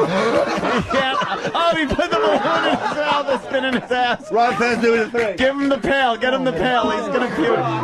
He's gonna puke. Oh shit! Blow up that balloon! Blow up that balloon. Oh, shit. Louis making the make it go away face. Goddamn, Dave. All right, thank you. I guess this game's over. Dave, thank you so much for a special birthday. What's up, Dave's ass? Thank you very much. Wait, what about your haircut? And I gave you a card too, but I don't know think where I that want card it. is. I gave it to Travis. Look at his hair. He was in Afro Wars. We shaved his head, and he refuses to. What's wrong with I don't know what you. I'm still in Afro Wars, aren't I, gang? Oh God, that's the worst ass I've ever seen in my life on Man nor Beast. All right, see you guys. Hey, God damn, what is wrong with him? He's gaping his ass as he runs out of the studio. There is something so Hold wrong on, with him. we got man. the outro. We got to make it official.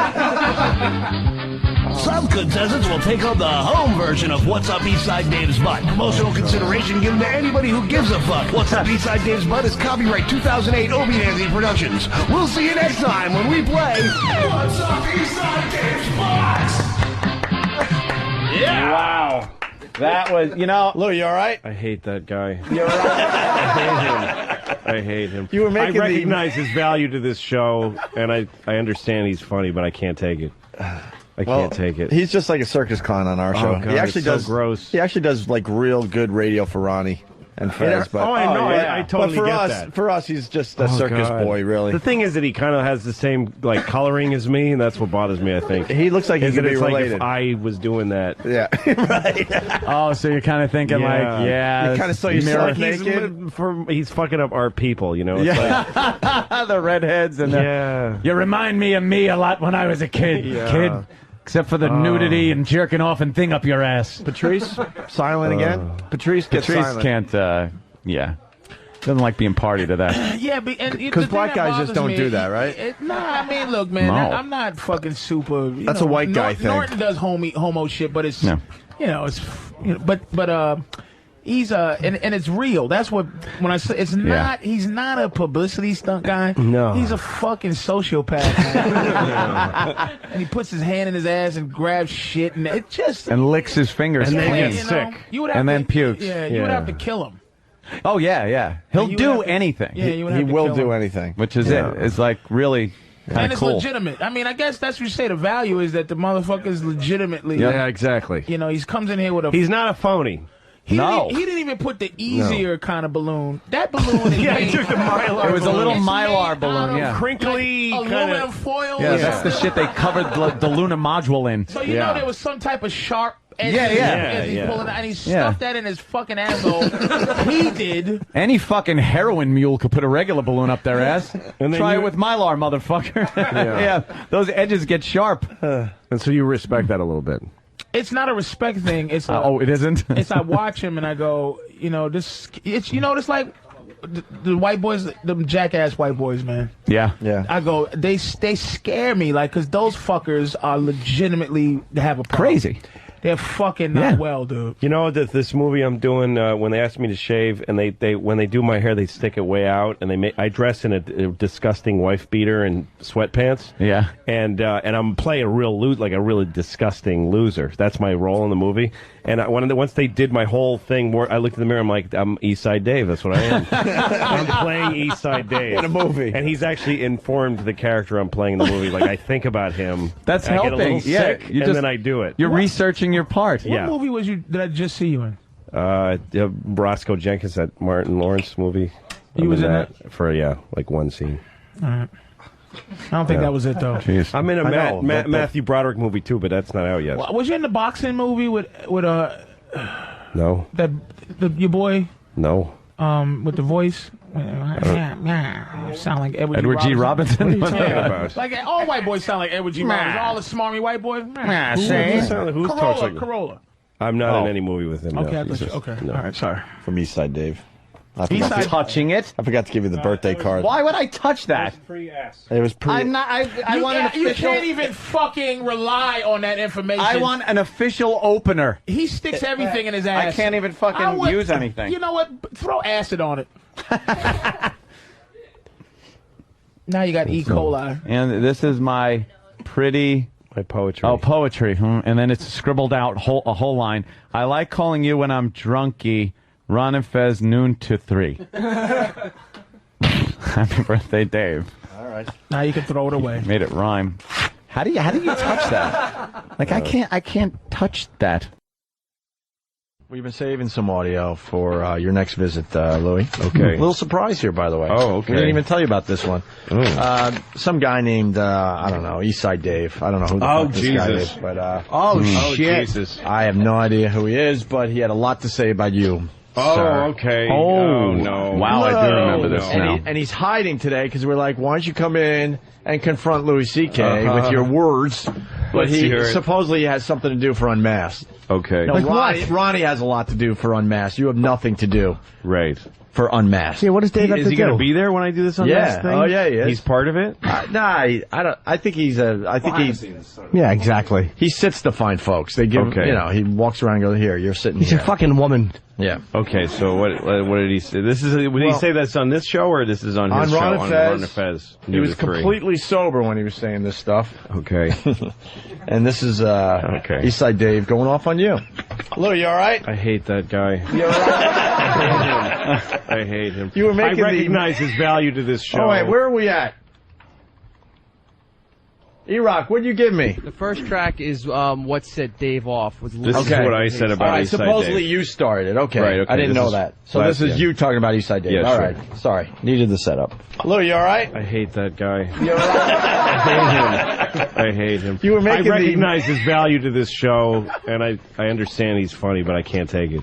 I can't take it. He's just like a circus clown on our Oh, show. God, he actually it's so does gross. He actually does like real good radio for Ronnie and Fez. But I know. yeah. I totally but for get us, that. for us, he's just a circus God. boy, really. The thing is that he kind of has the same like coloring as me, and that's what bothers me. I think He looks like he is could that be it's like related. if I was doing that. Yeah, right. Oh, so you're kind of thinking You kind of saw yourself naked.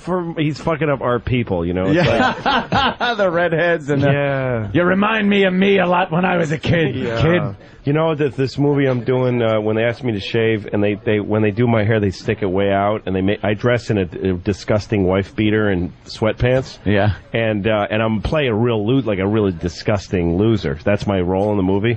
And once they did my whole thing, I looked in the mirror. I'm like, I'm Eastside Dave. That's what I am. I'm playing Eastside Dave in a movie, and he's actually informed the character I'm playing in the movie. Like I think about him. That's I get a helping. little Yeah, sick, you and just- then I do it. You're researching your part. All right, we're back live. So Okay. you started supposedly. Yeah. Okay. You just don't like him.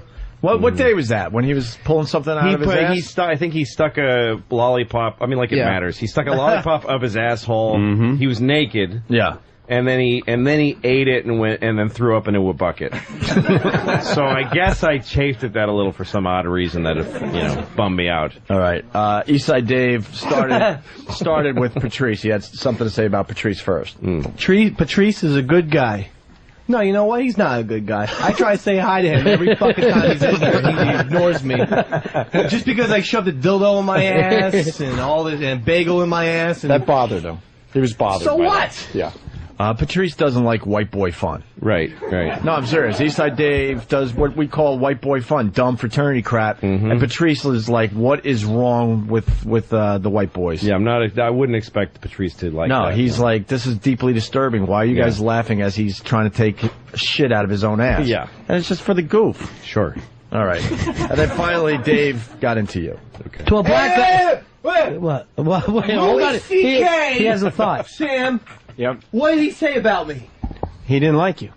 Louis C.K. says he doesn't like me, and then he says he's acting in a movie. Oh, no, come on, Tito's. He's acting in a movie, and his inspiration is Eastside Dave. What the fuck does that mean? So he hates me. Well, you know what, Louis C.K.? I'm coming for you. I'll fucking hunt you down, bitch. Anytime you want, Ron Fez Show, noon to 3. Let's get in the squared circle.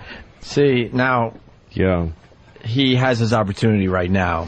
He He's not said he here. would hunt you down. You are Yeah. here. Where is Yeah. Eastside Dave? Easy to hunt you down. Exactly. You're a pheasant sitting here with Yeah. your feet up on the desk. Yes, I was scheduled to be here. Yeah. I didn't have to Some track hunt. me. There's no real surprise here. Yes, it was on the schedule for about a Exactly. week. And then he continued. He had to Okay. sing a song to you. Oh my God. Does even Louis C.K. know where he is? He's in the jungle, baby. You're in the jungle, baby! You're gonna die! Get in the ring, motherfucker! You heard me, Billy? Or Louis? Whatever your fucking name, Billy. Put your headphones on, that's it. I'm gonna get you, Louis C.K.! I'm gonna fucking make you pay, bitch! I'm gonna fucking get you like St. Louis riots '92! Slap your ass around like that fan photographer! This is Dave babbling about. And that's the reaction we were hoping for. Nothing. Nothing. Because that's, what is he doing? But he continued with his song. Okay. In the jungle! Welcome to the jungle! That's it, nigga! I'm gonna fuck you up, Louis C.K.! I'm gonna get you, Louie! Serpentines like poison and snakes! Woo! Come on, Slash! Come on! Oh, Axl Rose is the fucking best! Woo! Come on, Louie! You fucking bald HBO prick! Welcome to the show! Ouch. Day by day! Listen, bits and butts, bolts, and it's the price of day! Holy shit. Wow. Can we at least get him on the phone? Bald HBO prick, is that what he said? Yeah, something like that. Okay. Wait, Dave, tell us how you really feel. Yeah, I know. Oh, hey, Sugar-coated. regular Joe. Yeah, regular Joe. Well, maybe we shouldn't play the rest then. Cause There's more? There's a few more. It's very hurtful. Yeah, it's very hurtful to Lou. It's hurting my feelings a little bit. In the jungle, Louis C.K.'s from jungle. He's gonna deal with these Sundays, baby! With my cock! With my Valtrex cock, baby! Opie! His Valtrex cock. Wow. Slash again. Come on, Slash. Thanks for the narration. Is it high you never? Louis C.K. so fast. So fast. So fast. So fast. Yeah! Wow. Yeah. You say I gave a bad name to redheads, Louis C.K.? You give a bad name to redheads, you fat prick! Welcome to the jungle, Louis! I'm gonna fuck you up, baby! Wow, that was actually musically pretty... It was almost right on. All right. He was getting the I Axl like that Rose he's sound. respecting the guitarist, too, and giving him his... Yeah. Yeah. He's shutting up for the guitar solo. Yeah. Very important. Wow. Well, Eastside Dave decided not to confront you. Yeah. This is a should guy I that respond to this? puts stuff in his ass, by the way. Not yet, because we got another clip here. All right. You know what I'm asking, Louis? Your cock and balls, baby! I'm gonna fuck you! Never heard this version. Well, you get the box set, you know. It's on the box set. Come on, Louis! Come on, Dunker! 57th Street, Manhattan! Here we are! I know you live in New York, Suey Gay! Yeah! In the jungle! Welcome to the jungle! Gonna bring me sodomites! Louis C.K. on his knees! Welcome to the jungle in the frogs and snakes! Oh, bring it down, though! Oh, yeah! Jungle! Welcome to the jungle! For the love of Christ, start it off. Stop this song. It's almost over! It's almost over! Welcome to the jungle! Louis C.K. Fuck you with my dildo! I'll kill you, Louis! Yeah, and a lot of people saying that he was whacked and drunk and stuff. No, I was there. He was stone sober that day. Louis. Sounds like it. I just want to make that perfectly clear. Sure. One more quick clip, and then we'll get Louis' response. What other comics were working down there? Louis C.K. He's great. Yeah. You're right. What? Fuck him. Oh, yeah, forget that. I don't know what happened because Louis C.K. asked me what Dave was saying about him because apparently he'd gotten messages that I'm he sure. should have known him. I'm sure Dave went crazy. He got messages that he got pwned on the Ron Fez show. Can we please never use the term pwned? I don't even like when it's written, but I really hate when it's said. And there you go. Okay. I was very obsessed with you, Lou. Well, look, you know... Are you flattered? Yeah, here's the thing. Okay. I feel bad. I'm sorry about what I said about it. I mean, you may be surprised. I probably it's better radio if I come back with a lot of vitriol and hatred, and say fuck him. Of course not. I feel bad that I hurt his feelings. That sounds like somebody who's really hurt. It's like somebody who I made him feel so bad that he sat down and worked on that song. and so I'm sorry. I really am. I don't, look, when somebody shoves a lollipop up their ass and then eats it and vomits in front of me, it kind of bums me out a little bit. But that's not to say that he's not a very... Look, I congratulate him on his wedding. I heard he got married recently. I had a kid. Great. A year ago. Third. That's all great. And, he obviously, like I said, during insulting him, he adds a lot of value to this show and their show. And so Mr. Side David, I apologize. I retract what I said about him. Oh no! I don't hate him. Why are you doing that? It's because I don't want to hurt a guy's feelings. He's going to get off on this, though. Seems like a nice guy. That's fine. I don't He's care if gonna he get off. masturbates to it. I don't care if he jizzes all over his stomach to me saying I'm really sorry, Eastside Dave, for saying I hate you. Well, that could be that could be his next trick. Right. Ronnie plays this audio, and Eastside Dave has to jacks off jack to it. off and shoot warm jizz all over his Fine. belly. That's fine. I'm sure That would it'll be a just lay perfect over stunt for whatever. Eastside Dave. I'm sure he's got a lot of glaze, covers on his belly of many jizz shots. And but no, I think he seems like a fine guy, and I shouldn't have said what I said. Message delivered and heard. I'm afraid of you. I'm sad to be in the jungle. Please let me out of the jungle. I ask for safe passage out of the jungle. And you don't have a real gun, so you can't really shoot him while No, you're I in can the shoot jungle. blanks at him and make him flinch, but I can't. That's really about hurt all him. you could do if you were listening earlier. Yeah. I retract my earlier statements in regards to Mr. Eastside David of the Ron and Fez show. Wow. I regret any harm that I caused him, and I wish him luck with all of the foodstuffs and otherwise that he puts inside of his asshole and then eats and then vomits while naked and masturbating in front of people. I wish him luck in all of that. I want to do a Back to the Future thing, because there is a very good possibility that Ronnie's now playing this audio, and Eastside Dave is jerking off as he listens to you. Okay, so you're jerking off right now, listening to me, and I'm sorry. And I just want you to picture me kneeling in front of you, looking up at you saying sorry, and you just coming all over my sorry face.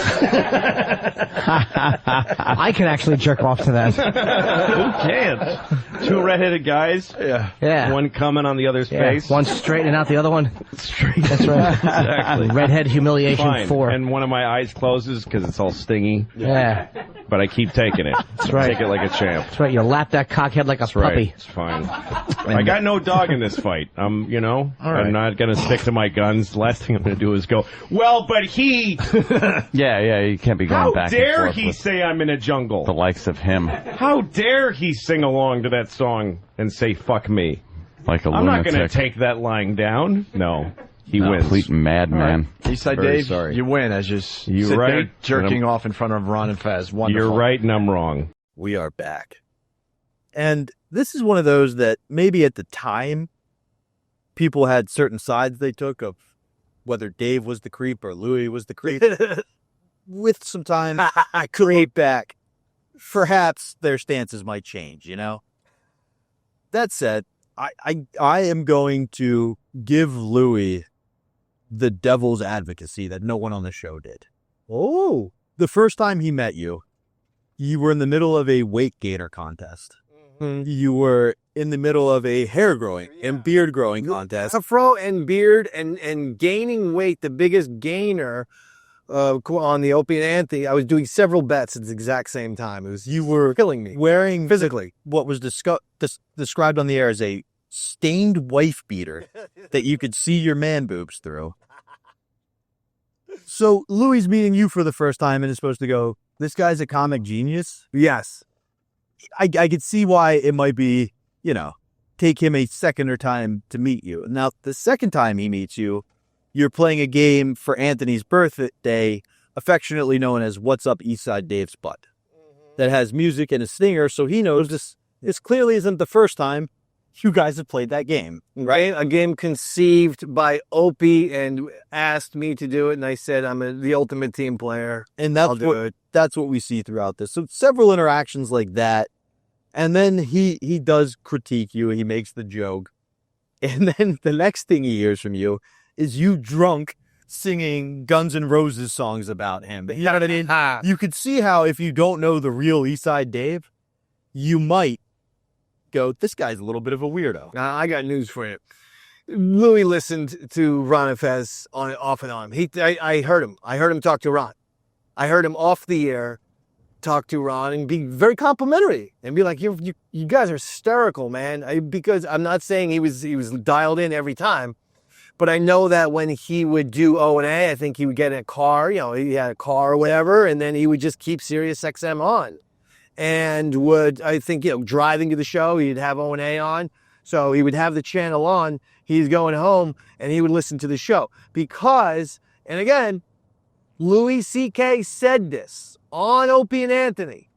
He said and I don't think it was a joke. He said his whole inspiration for the way he portrayed himself on Lucky Louie was not, in fact, Louis C.K. The inspiration was Eastside Dave. Now when you look at the opening the very first episode, and he made headlines because in the first episode he showed his dick. First episode, that was the episode number 1, because it was on HBO. They did the thing of a laugh, studio audience and laughter, but at the same time, holy shit, it's on HBO, so he's going to show his dick. So they're going to push the boundaries and stuff. Hey, come on now. So basically, I can actually say I was an inspiration for Louis C.K. because he said so himself on Opie and Anthony. Because at one point in the audio, he does go, you got your dick out. And you go, come on, Louis takes his dick out. And I thought you were just doing a stupid comeback, but I didn't realize what referencing his show. Like, I thought you were just saying, Louis has had his dick out. I didn't realize you were going, on his episode, he was ripping me off by taking. Well, you know what? I didn't think of it that way. I think I was just saying, come on, Louis had his dick out. I don't think I was putting any meaning behind it.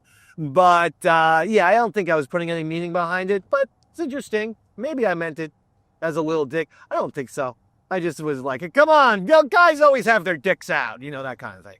And one of the things I most appreciated about the show was the bit could just be a stupid stunt boy thing where it's up his butt. Is he doing radio, tricks, or is it real?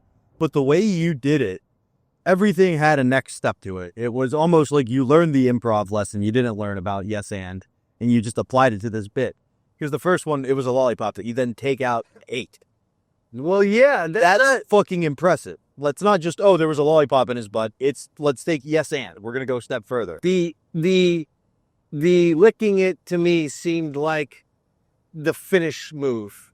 It's like wrestling, I was hitting them with all kinds of lefts and rights and a drop kick and a body slam and a suplex, by putting the lollipop in the butt.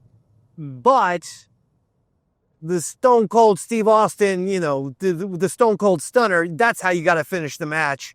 And that's what licking the lollipop was. Absolutely. And I got to tell you, this might be why you would never get hired by SNL, but all of your bits did have a finisher, a payoff like that.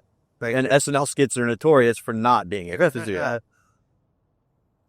Fair. The reason I say that is the next time it's Anthony's birthday.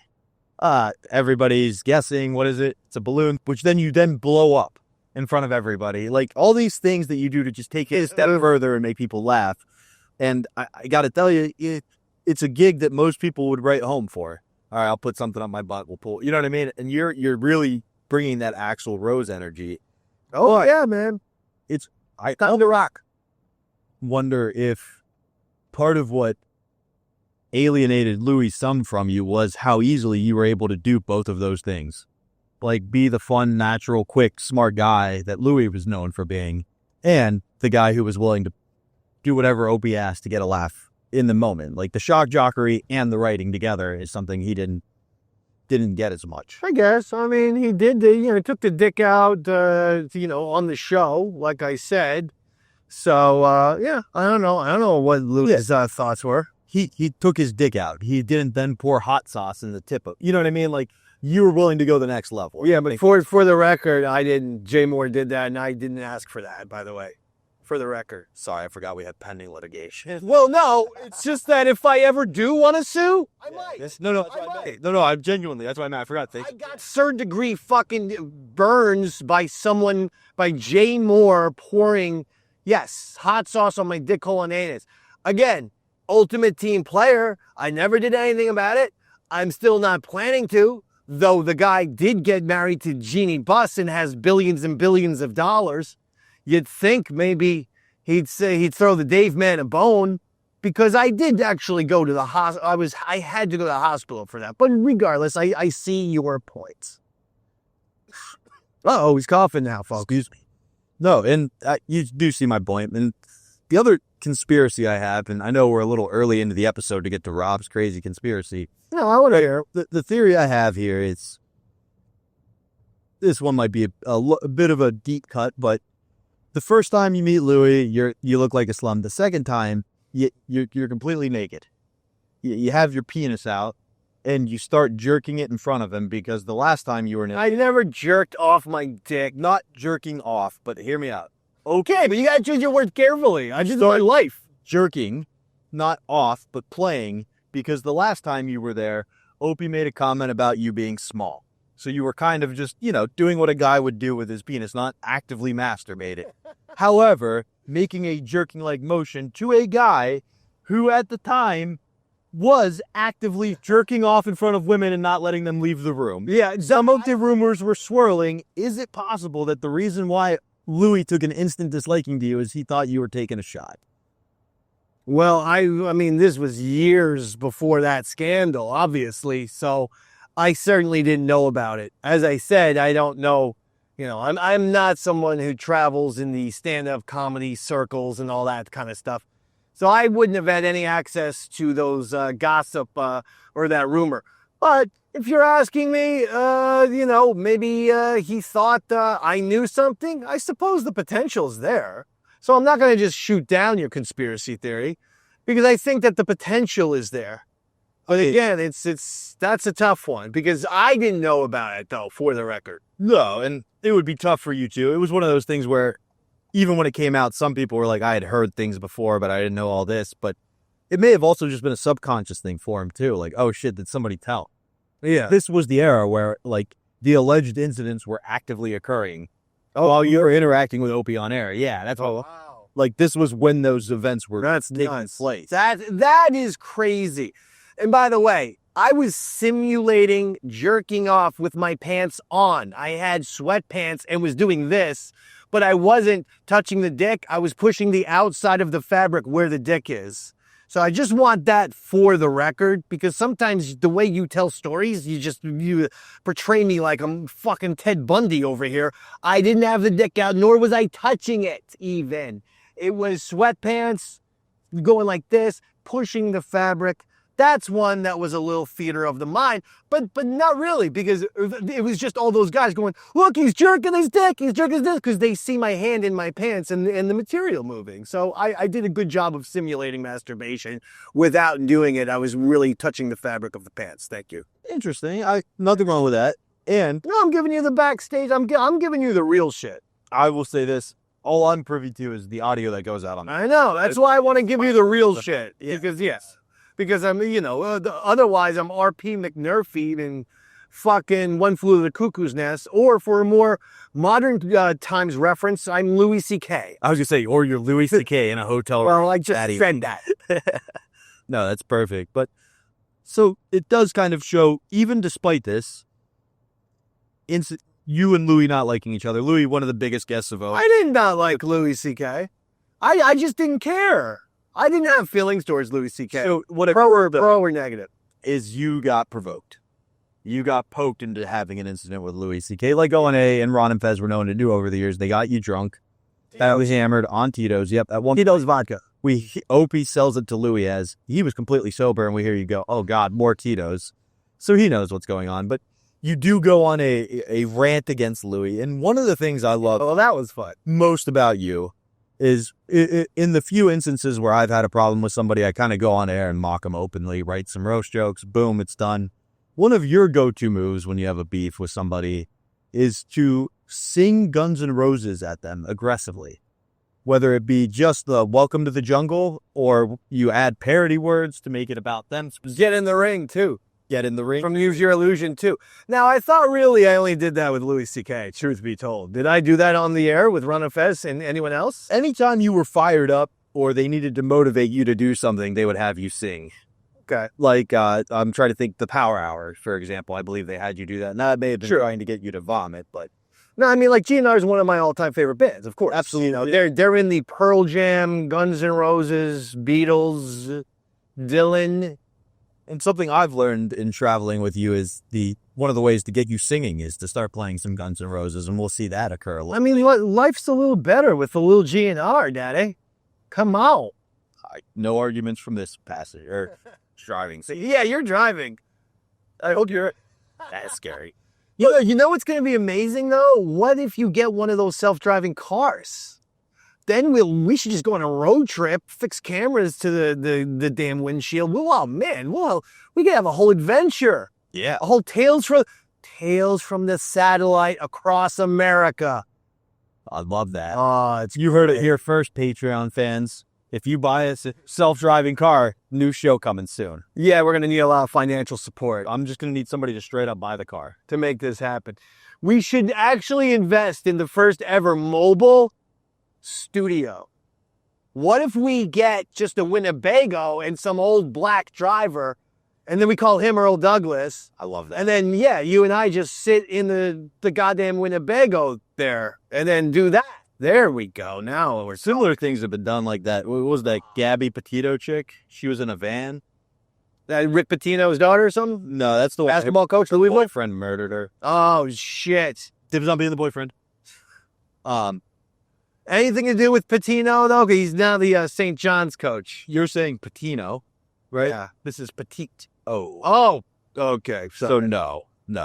But someone way more famous than Petito, and probably say she deserved it. Patrice O'Neal, you get to interact with several times while Louis C.K.'s there. He's great. And honestly, Patrice is one of my favorite comedians. Whenever I need relationship advice, I turn on episodes of the Black Phillip show he did. And seeing how you interacted with him was pretty cool. You know, you're one of my heroes, my idols, getting to see the other one pay tribute to you. And the way he described you is not a jackass, but he is like Jackass, meaning Johnny Knoxville. Like he said you were white boy scary because you were willing to do whatever somebody told you to. And that scared him a little bit. And during the rant against Louis, you at one point say, Patrice is a good guy. Actually, Patrice is not a good guy. I always try to say hi to him and he never says hi back. And it made me laugh because that's such a Patriceism. What was your actual relationship like with Patrice? No, there wasn't much of one, except he was friendly and a fan of mine because he told me. People can choose to believe me or not. But I believe I've said this, so I'll keep it brief. One time after O&A, he took me aside. It was literally just me in the hallway and Patrice. And he just started asking me questions. And I now look back on it 20 years later, and it was like, he was sussing me out to see if I was actually mentally deranged. Like if I was actually the fucking Joker. You know, he was asking me questions to see like if I had all my marbles together or if this is a performance. And then as I'm talking to him, he's like, oh, I think, okay, this is a performance. And then that's when he goes, you know what, man, I'm a fan. Dig what you do. And that was good enough for me. And then after he said that, we always had, again, not anything big, not a text or a phone call situation, but we did have pleasantries. And I could say that.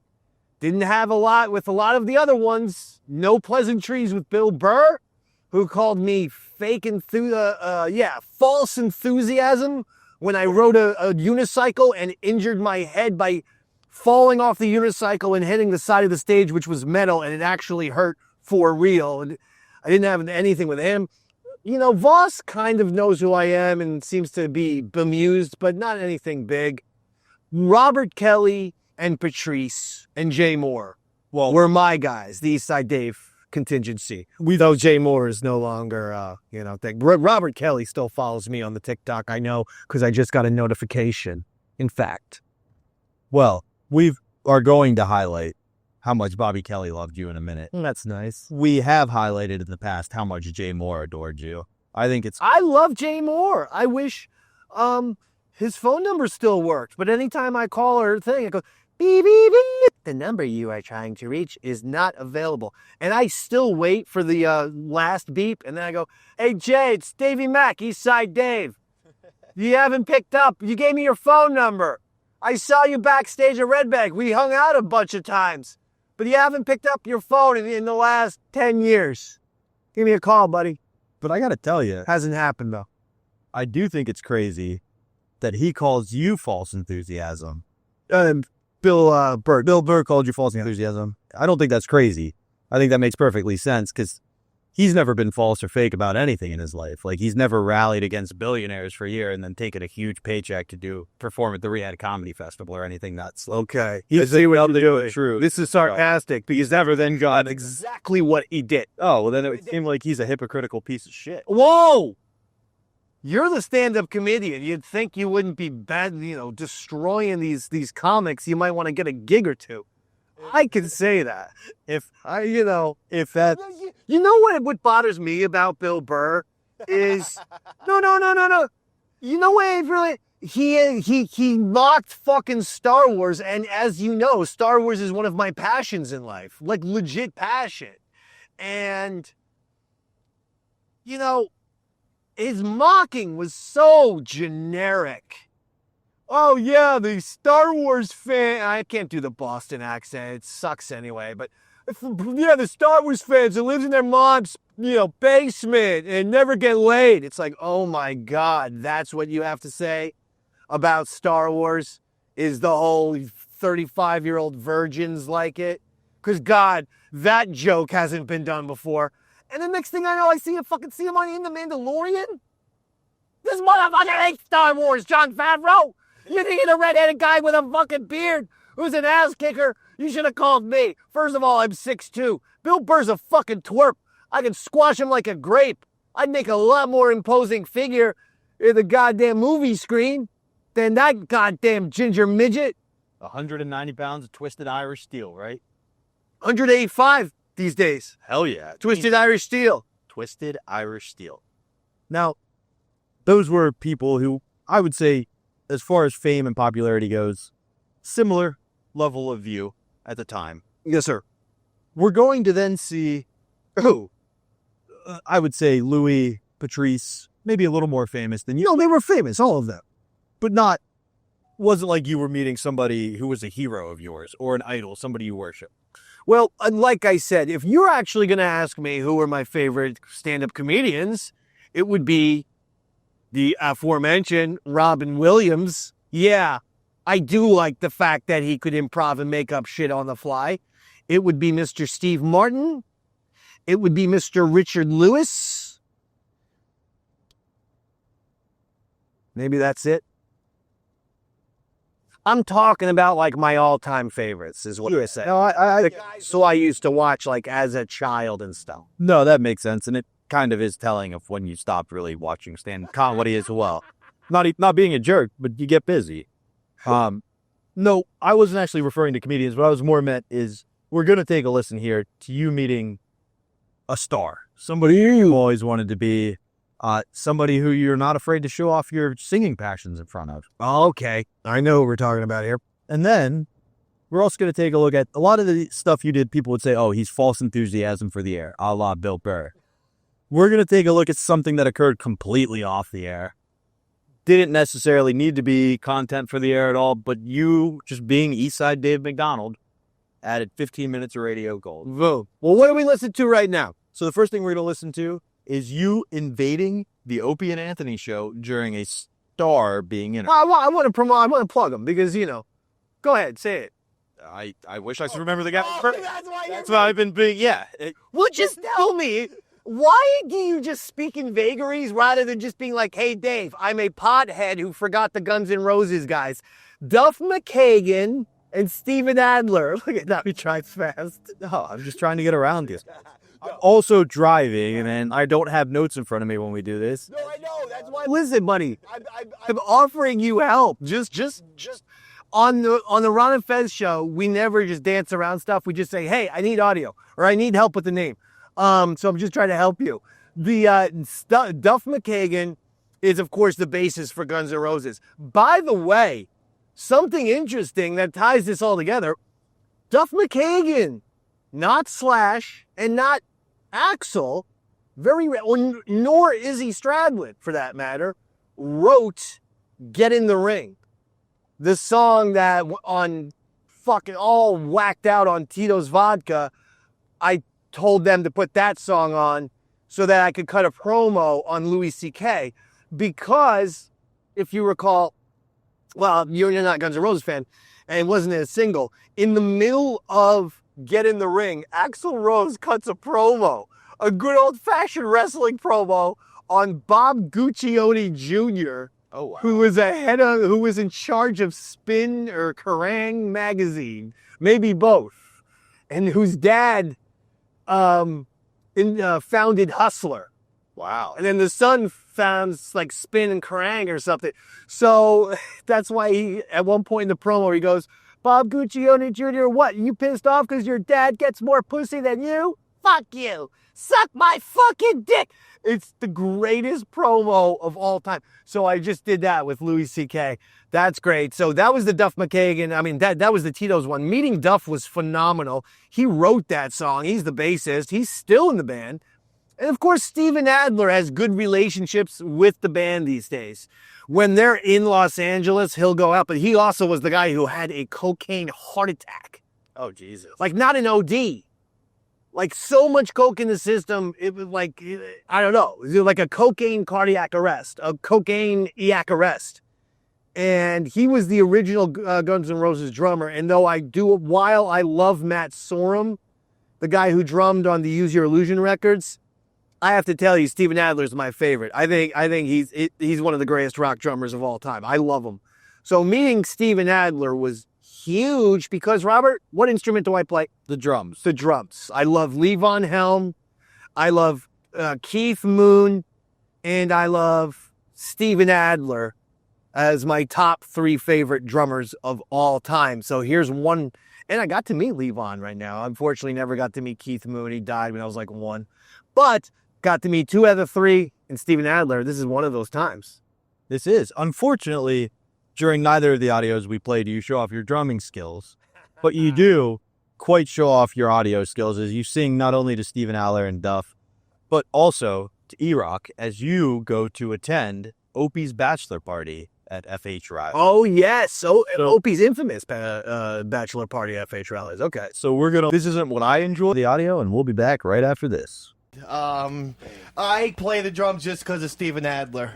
And I'm not just joking around. That's why I became a GNR fan. Mr. Brownstone, you know, My Michelle, all these songs. I could sing a little bit if you want. Yeah, sure. I think Steven would appreciate it because I don't think he's heard these songs in a while. Thing, I know you're always looking for lead singers. All right. This is real. Here we go. A little Brownstone. Come on, Steven! Come on, baby! Oh, Christ. Yeah! Dave is dancing? I got the snake dance. Good. Now, this is what we do. I'm from New Jersey. You're from California. We both had hard lives growing up. Come on! Yeah!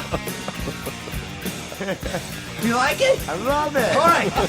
Here we go. Here we go. I get up around 7. Get out of bed around 9. I don't worry about nothing, no, cause words a waste of my fucking time. Yeah! Alright! Welcome, Sirius XM Steven Adler, baby! Show you your thoughts around 7. We on stage around 9. Yeah, the bus man and I'm sipping and drinking, feeling fine. Woo! We've been dancing with Mr. Brownstone, and he's been knocking.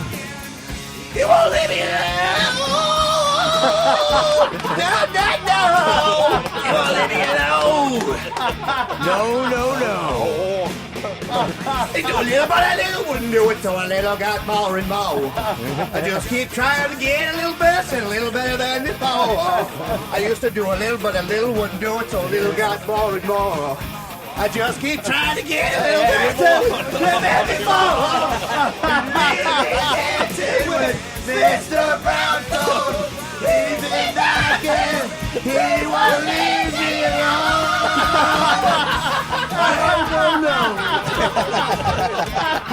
Yeah. You're my favorite. I love you. I love you so much. Yeah. Will you sign my guitar, Rock as number 3?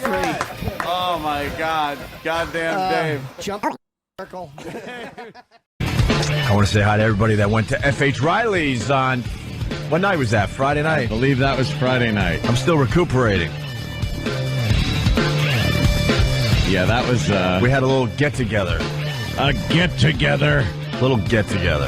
Dude, that was so funny. Eastside Dave showed up from the Ron and Fez show. Yeah, which was amazing. And because he has no money. Yeah. But from beginning to end, and from what I hear before he even got there, he was smashed and just on. He wasn't quiet for a second. No. For a second he wasn't quiet. and the stuff he was saying and doing was just, my stomach still hurts from laughing so hard at the things he was doing. He has no, switch. No. That tells him, maybe I should not do this or say this in a crowded restaurant. Maybe I should chill out. Yeah. Be cool, let people eat without having to hear obscenity after obscenity. I took a horrific picture of him. It's up on owandayradio.com of his blue tinted skin.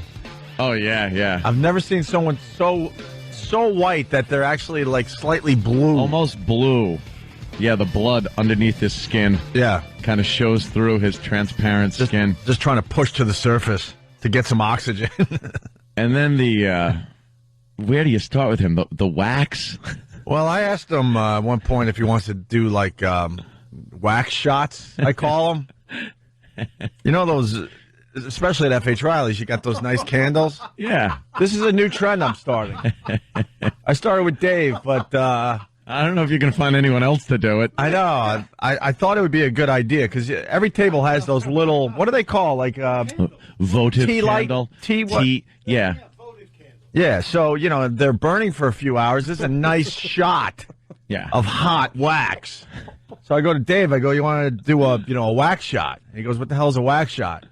I go, I just throw this on your body. He goes, okay. He was hammered. So it was really up to him what part of the body. I mean, you can play this game along at home if you like. Next time you're out with your buds. So I go, wherever you want it, Dave. So he pulls down his pants and decides he wants it in the ass crack. So I take this candle that has about a shot to a shot and a half of hot wax and just throw it on his butt crack. Yeah. And then he ran around the restaurant just screaming at the top of his lungs while people are trying to enjoy their food. It's this horrible scream that sounds like somebody burning to death. Yeah. And he just keeps screaming. He's running around like a nut. Yeah. People are eating, and he's screaming with hot wax. Yeah. Just all over his butt. A lot of woo. Yeah. Oh my God! This is sort of Eastside Dave running around F.H. Riley's. Better. After a wax shot to the butt crack. This is what he sounds like. Yeah.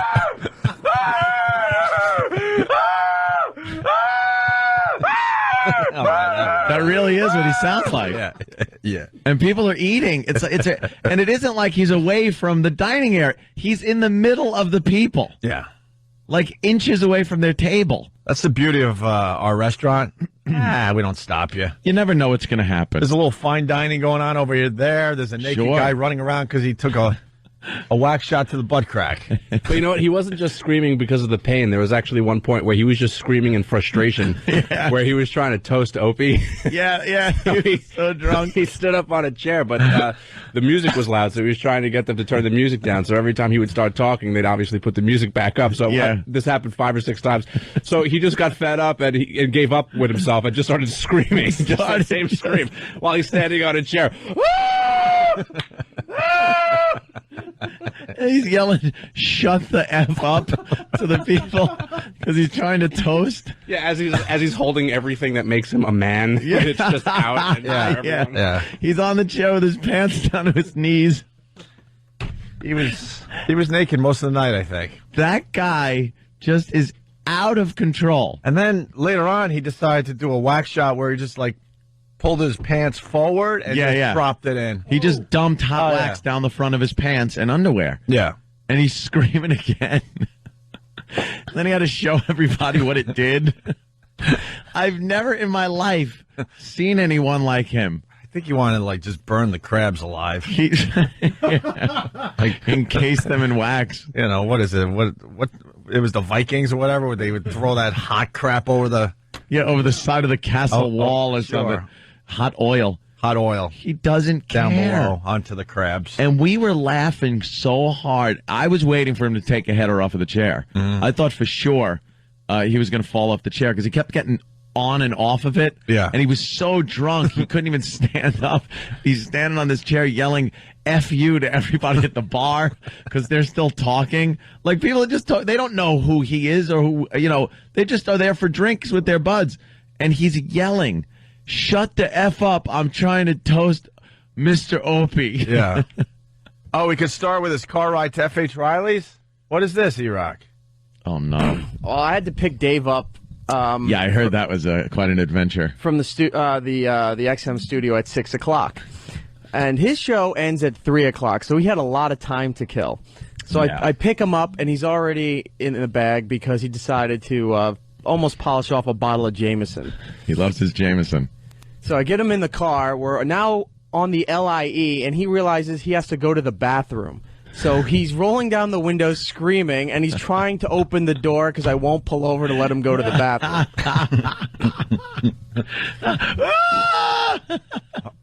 Hold on, I got to answer someone's question. Greg on Long Island, go ahead.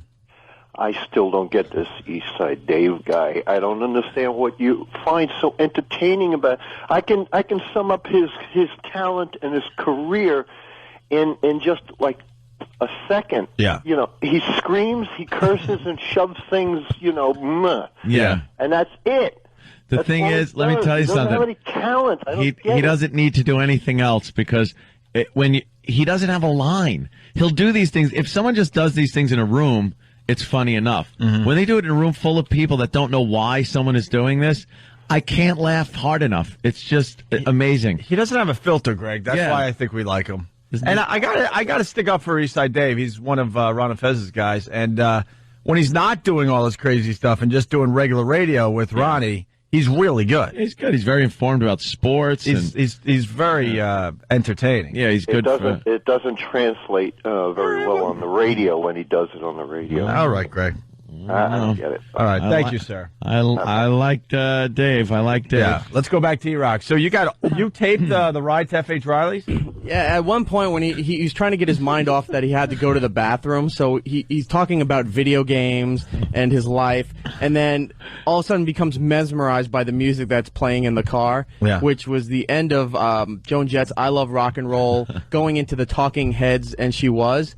So he decided just to do a whole song about how he was going to F.H. Riley's and Opie's party and everybody on the show. Yeah. Okay. And this is before the party. Yeah, this is before any of the shenanigans we were just telling you Hopefully about. this is good quality.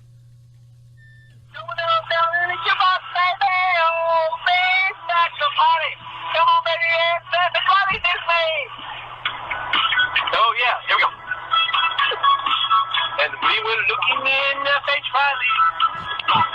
And we were looking in Opie. And we were seeing F.H. Riley. And we were talking about a bachelor party. And we were talking about Opie. Yeah, Opie and his fiancée are getting married soon. And Andy will be there, and little Jimmy Norton's got a comedy show. Hey, HBO says little Jim Norton is the one.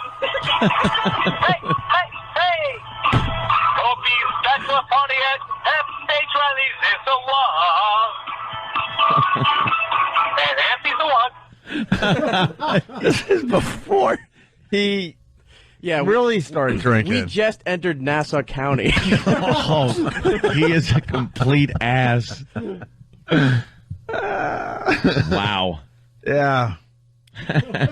Yeah. And then he got there and was just toasting. Well, his toast was great. Every time he would toast, it was he'd yell out, "I want to toast everybody. Yeah. E-Rock takes it up and then, and it would be so loud, and he would be very graphic as to where E-Rock takes it, and toast to that. Well, when he first got there, because I was on the phone with him, I was going to meet him and Eric there, and he was calling me complaining that Eric didn't know how to get there, and he was just driving around in circles. And then he got there, and he told E-Rock to drop him on the corner. And then he decided he needed to tell E-Rock to stop the car because he wanted to relieve himself. Yeah. I pulled off the LIE off to a side road so he could go, and he's screaming, "You don't know where you're going!" I was like, I wasn't going to let you go on the highway. So I found a dark place where there was woods that he stumbled into, and then... Then he did his thing. And of course, he sang about that too. Oh, really? Yeah. Do you have other tracks here? Yeah, I have two more. What's the second track? It's just him. It's still the same song. He keeps going on and on about you. The third one talks about how I wouldn't pull over. He was so excited that he was invited to this little get together we had this past weekend. He's like a little kid. Oh, he certainly is a retarded little kid. Most people would be like, "Yeah, that's cool. Yeah, I'll be there. Yeah, I'm looking forward to it. Whatever." He just the excitement of he couldn't have been more of a kid excited. going to an amusement park. Yeah. Opie and the anti-epic rally. Hey, yeah! Opie is going to the FH rally. Dave will be there. He's so hammered. Opie's party at the net. Jimmy, everyone ends with me on the show. Everyone ends with hey. Let's go, mother. You know where you are, Louis Tucci. You're here, baby.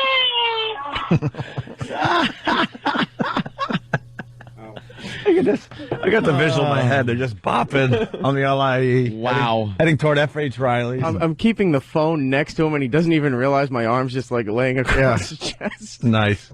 And one more track. What is this track of? This is where he starts singing that I wouldn't let him go on the side of the highway. Oh, okay. He had a song for everything, huh? Sure did. All right. And you were looking at Booker Brimley.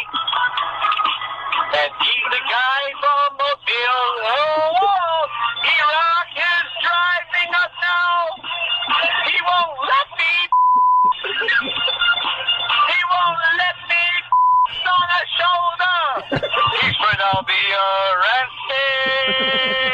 FH Riley's is the place for Opie's party. Oh, and his Peter Jimmy got an HBO show today. Ron and Ben, And that was it. The phone turned off. Yeah, of course it did. Oh, it my couldn't take God. And before the party itself started, we were at a place down the street with two other people in it, and he started telling me how much of a homophobe E-Rock was. Yeah. And that E-Rock wouldn't let him smell or touch him. Smell him? Right, and then he started going over to E-Rock and smelling his face and grabbing his crotch. And for the people that don't know, he's married. He's married with a newborn. Yes. Yeah. It's what, at this point, 4 or 5 months old? Something like that? Yeah. 4 months, maybe? Unbelievable. And if you thought he was excited to be at FH Riley's, you didn't see him when Rob Bartlett walked in. Oh, that's right. Yeah. Rob Bartlett from Imus's show stopped by. Bartlett came in and he wouldn't stop. He was doing all the impressions that Bartlett does on Imus's show, and and Bartlett's just looking at him like, "What? Stop doing that! You're retarded." Yeah. He kept asking if he was insane or retarded. Yeah, he didn't know. He was just face.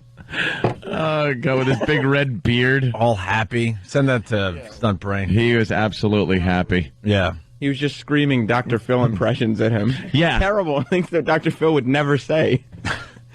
And then I was talking to Bartlett about a gag he should have pulled, which I thought he was going to do, which is he's standing up and he goes, anybody want anything? What are you drinking? What are you drinking? So he takes everybody's drink order and walks away from the table. And I sincerely thought he was just going to walk out the front door and leave, which would be a great gag. Oh, of course. To get away from somebody or a table of people that are bugging you. You just go, what are you having? Yeah. And then you leave. Yeah. Because how long before they start going, what happened to my beer? That's what Channel 5 News. Why do they constantly make me laugh? I can't. I don't know. I get distracted when there's people running around in gorilla suits. Well, they were. Make your own joke at home, people. It's got to be very. It's just because it's Halloween coming up. Yeah. So they had like a race with everybody in gorilla suits. It's got to be hot. Hey, Eastside Dave, I got a joke for you. Don't get all weird on. I'm not trying to, but you are my favorite fucking bass player ever. I love Guns N' Roses so much. I love your fucking. You have my favorite song ever written. What is that? Axl Rose renamed it "Get in the Ring," but Duff here wrote it. Why do you look at me when you hate me? I love that song so fucking much. Oh my god! And I am like your biggest. You are the best bass player of all time. If you could just possibly. I should say this off the air. What? Sorry. Why, you're coming up very smooth and I love everyone from the original GNR. None of this buckethead nonsense and all these fucking floozies. You, my friend, if you could just sign my Guitar Hero. You don't have a real guitar, man? I play, but I swear to God, Duff, I swear to fucking Jesus, I play the drums and I'm nearly as good as Matt Sorum. Let's go out tonight. Let's just go out tonight, please. Just tonight. Me and you. I swear to God, I will not touch you. I won't hurt you. You want your song? The song you wrote? Why do you look at me when you hate me? Why do you look at me when you get me? Hate me too. I get no fist on this. I'll be shot in the air. I don't even understand why the fuck you even care. I started controversy. You want to antagonize me? Antagonize me, motherfucker. Get in the ring, motherfucker, and I'll kick you bitch your little ass, punk. And then it goes. I don't like you. I just hate you. I'm gonna kick your ass. That's the best song, and you fucking wrote it. That's my favorite GNR song. No shit. Would you mind signing my guitar? I think I must at this point. Yeah. Because I noticed as well. Weren't you? No, you weren't in the video. Sorry, but Slash and Matt Sorum were in the Strokes video someday. No, Duff was in it. I was actually in it. You were. He was in the video. Yeah, He's in the he back. was. I thought you were, but then I got confused. Yeah, I'm very, very on adrenaline right now. What are you gonna do to make up for that? That was a mistake. kinda rude, Yeah. What are you gonna do for him? I gotta punch myself. He's gotta punch himself in the. I'll punch myself in the cock if you want. Punch himself. Yeah, I mean, All right, the part is he pulled his pants down, and you got to see his whole package, which I really was not on my list of things to do in Midtown. Yeah. He's having a tough time breathing right now. Yeah. Well, now you're never going to shake his hand. Well, at least you got a baby before you did all that. That was with my left hand. What's the most obscure thing you know about Duff? The most obscure thing I know about Duff is that he was in a punk band in Seattle. Yeah. The name is Special 45 or something like that. Wrong. Oh. You gotta punch yourself. You don't want to start. You don't want to start. He's punching himself in the cock again. No, not again. Okay, avert your eyes. I fucked up. Avert your eyes. I was in special. He just punched himself in the penis again. All right. I've been bad, Duffy. All right. You don't want to. Lots of others come before you, woman, said you've been the first. You've been the first. So goodbye, everybody. So long, farewell. I can't hear you crying. Your jiving's been hell. So look for me walking down your street at night. I'll be in with the devil deep down inside. And that goes boom boom, and then it goes deep down inside. You know, there's an opening. I heard that Scott Whalen left the band. Boom. Diddy Mac right here. You love your redheads. W. Axel, Scotty Whalen, Diddy Mac, Dave McDonald, Ron Fez, noon to 3. Help me. Help me live a dream. Help me fucking live a dream.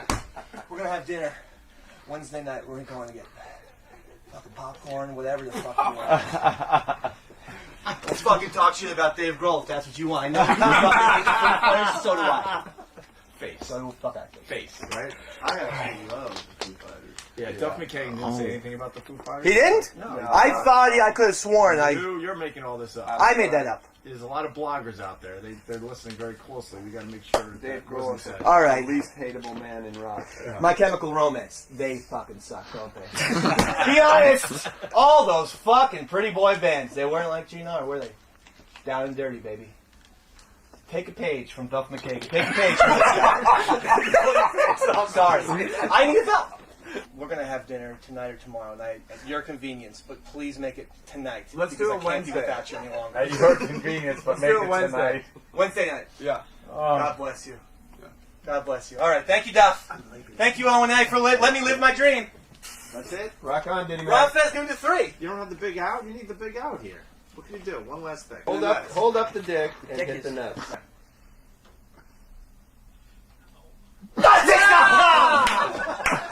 Yeah! No, not yet. That's good. If you could do that repeatedly on your show today, we'd be much obliged. We are back.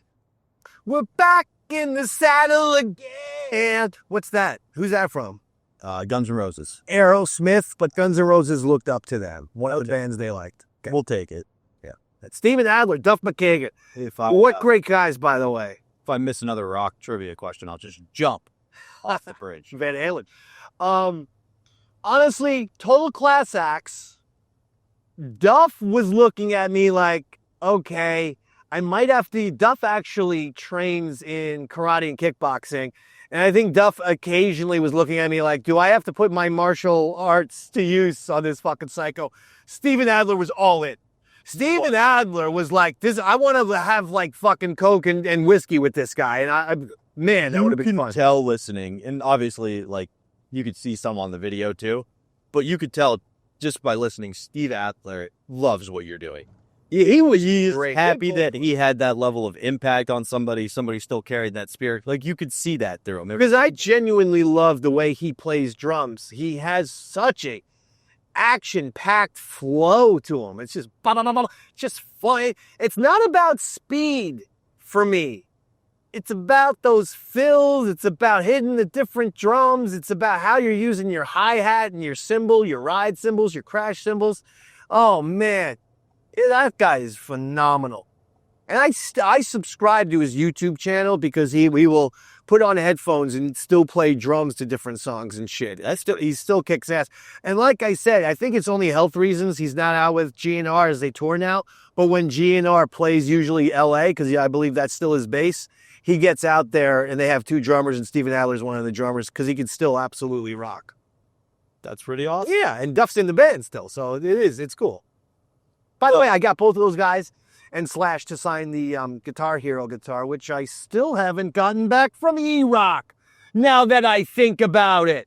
Well, speaking of E-Rock, in case people were worried that you just put on your A performance for Adler and Duff, the real performance we get is you, as E-Rock is giving you a ride to F.H. Riley's for Opie's infamous bachelor party. What do you remember about that? Okay, I'm glad you asked the question because it was hazy, though I have memories. But nothing he said was a lie. I was drinking a lot. We're going to have a great time. Several times, Robert, I had to have him pull over because, and like, he would be like, Dave, come on, man. We still have an hour and a half to go. I'm like, that's why you're going to need to pull over. Find a gas station. He'd be like, no. And I'd be like, okay, all I have is my empty beer can that I just finished. And I would actually threaten, I would do the belt buckle. I would make sure the unzipping sounded nice and loud. And then that would scare him. Well, I got to tell you, fuck you for respecting E-Rock more than me, as you have pissed into a can in this car, this very car we're riding. Only because you were the one who suggested it. I didn't realize it was a can, but it's okay. Thank God. You didn't realize how inaccurate I would be because I got it all over the place, folks. No, from the descriptions on the radio, I thought it would be more of a layup than a three-pointer. Folks, it was like Pulp Fiction, where Travolta shoots Marvin in the face, only instead of blood and brain matter everywhere, there was urine all over Bobby's car. This very car that we're doing it in. The beauty of it is, though, that this car has weatherproof seats, so that you just pulled right by your feet. And we're not here to talk about that. We're here to talk about the infamous F.H. Riley's bachelor party. That was a lot of fun. Now, one thing you can hear in the description of it is Anthony and how much joy you brought to Anthony, her presence. He likes having fun. He did. He said at one Still point, does, I think. You were doing impressions of Rob Bartlett for Rob Bartlett. All right. So Rob Bartlett is a great comedian who did Look, I told you, I love radio. So, oh yeah, we're gonna go over to 98, but you got some titty time. Rob Bartlett did Imus, and he did fucking hysterical impressions. He's also a great comedian. He was really funny. Man, I love that guy. So yeah, because like I said, yeah, a lot of people think, oh, Stern. I mean, it wasn't just Stern. I liked Stern a lot. I listened to Imus. I listened to Mike and the Mad Dog, Rambling with Gambling. I love the radio. So when I got to meet Rob Bartlett, who was on the Imus show, who did all these great videos, I mean, all these great impressions, that was thrilling. But yeah, I was basically doing terrible Rob Bartlett does good impressions, but he would do like Jack Nicholson. I would do like a shitty version of Rob Bartlett's Jack Nicholson impression. Exactly. Like what everybody does with Christopher Walken and Jay Moore, you're doing to him. Essentially. And Anthony's line of, I thought Rob asked everybody what they wanted to drink, and he thought Rob was just going to then leave. And my comeback, he was like, I wish he had done that. It would be the funniest thing. But an interesting thing to note there. Thankfully, Anthony was laughing, so Rob Bartlett didn't get up and leave because Anthony was there at the table. Exactly. And he was laughing so hard that Rob Bartlett caught Anthony's enthusiasm and thought it was funny. But again, it's only because the contagious factor. Otherwise, he 100% would have left. I was like I was pulling a real psycho clown type of vibe. What I think is interesting to note is that years later, Anthony and Rob's friendship continued. When Rob took over for Imus, Anthony would go do his shows in the morning. Like, they truly became actual friends. Guys are great. Look at the two of the best impersonations of all time. Exactly. And I'm not saying they did a show together this moment, but it just does kind of show you the guys who had what it was required to be able to take a laugh and laugh at things and good on radio versus guys who might find it annoying. What if Anthony and Rob Bartlett just did Mondays were O&A, Tuesdays Ron and Fez, Wednesdays Stern, Thursdays Friday, 5 days miscellaneous. Oh my God. Greatest idea of all time.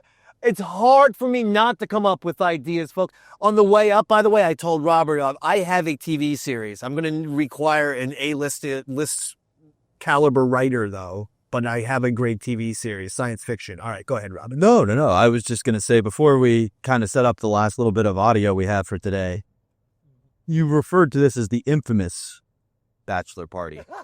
Why was it so infamous? Well, no, because I know that I just got, really hammered. I don't drink like that anymore, in case anyone's wondering.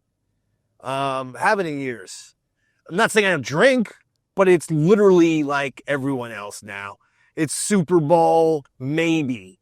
It's New Year's Eve, maybe. St. Patrick's Day, maybe. And that's pretty much it. If then, it's significantly less than you used to. Like, I've hung out with you when you're drinking these days. It's maybe 2 IPAs. Yeah, because that's more fun anyway. But then, you don't need to have... If you have a little toke, honestly, I'm good after like 3 or 4 IPAs. So I don't need... So it's great. It's cost effective. But anyway, I say infamous because I knew more than likely they're going to talk about this on the air. And quite frankly, I couldn't remember all the stuff. I remember the Rob Bartlett. It's funny that you bring it up because I had forgotten. But once you bring it up, crystal clear. I remember doing it. I remember the drive with E-Rock and how, having to go to like 5 different, gas stations on the Long Island Expressway. Do you remember? I remember making Opie laugh. And honestly, that's the review everybody gave. Was like, if this was anybody else, it would probably be a real problem. But because Dave was so awesome, we loved it. So I thought... Well, I'm a friendly, happy drunk. So even if I'm a mess, I've never been one of those people who gets mad. And the only time that happens is if someone's getting mad at me. And even then, I don't think I even get mad. I'm just like, bro. I'm not, that's otherwise, what's the purpose of drinking? I never understood. Oh yeah, watch him when he drinks. He turns into an angry drunk. I'm like, what? No. Then don't fucking drink. Like, no, I'm like, with a few IPAs, it's like, yeah, this is the best. I love everyone. I love this movie. Robert, we gotta watch Fargo, baby. You're gonna love it. Exactly. And That's me. I think you probably had a different experience, but when I stopped drinking as heavily as I used to, it was because I stopped being the fun guy and would get to be the angry guy. This isn't the purpose then. Oh, yeah, exactly. Defeats the purpose.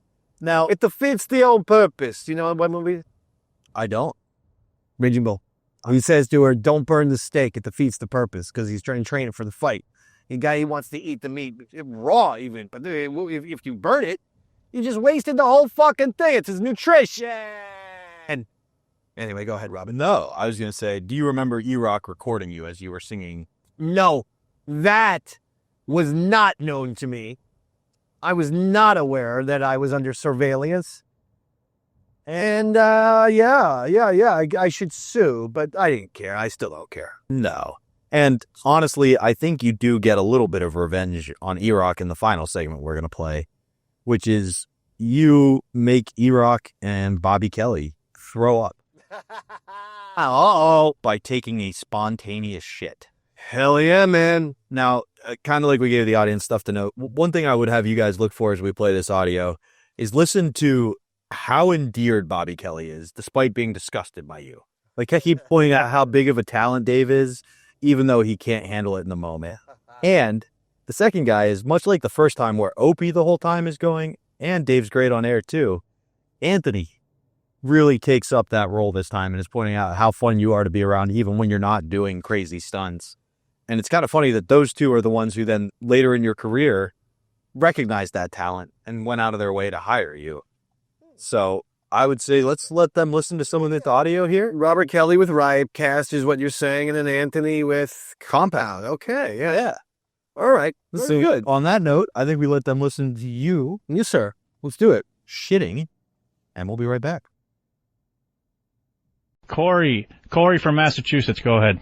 Hey, Louie, love you, love your show. Thanks, Corey. I just wanted to say your HBO comedy special was one of the best I've seen in years, and I have a question. Okay.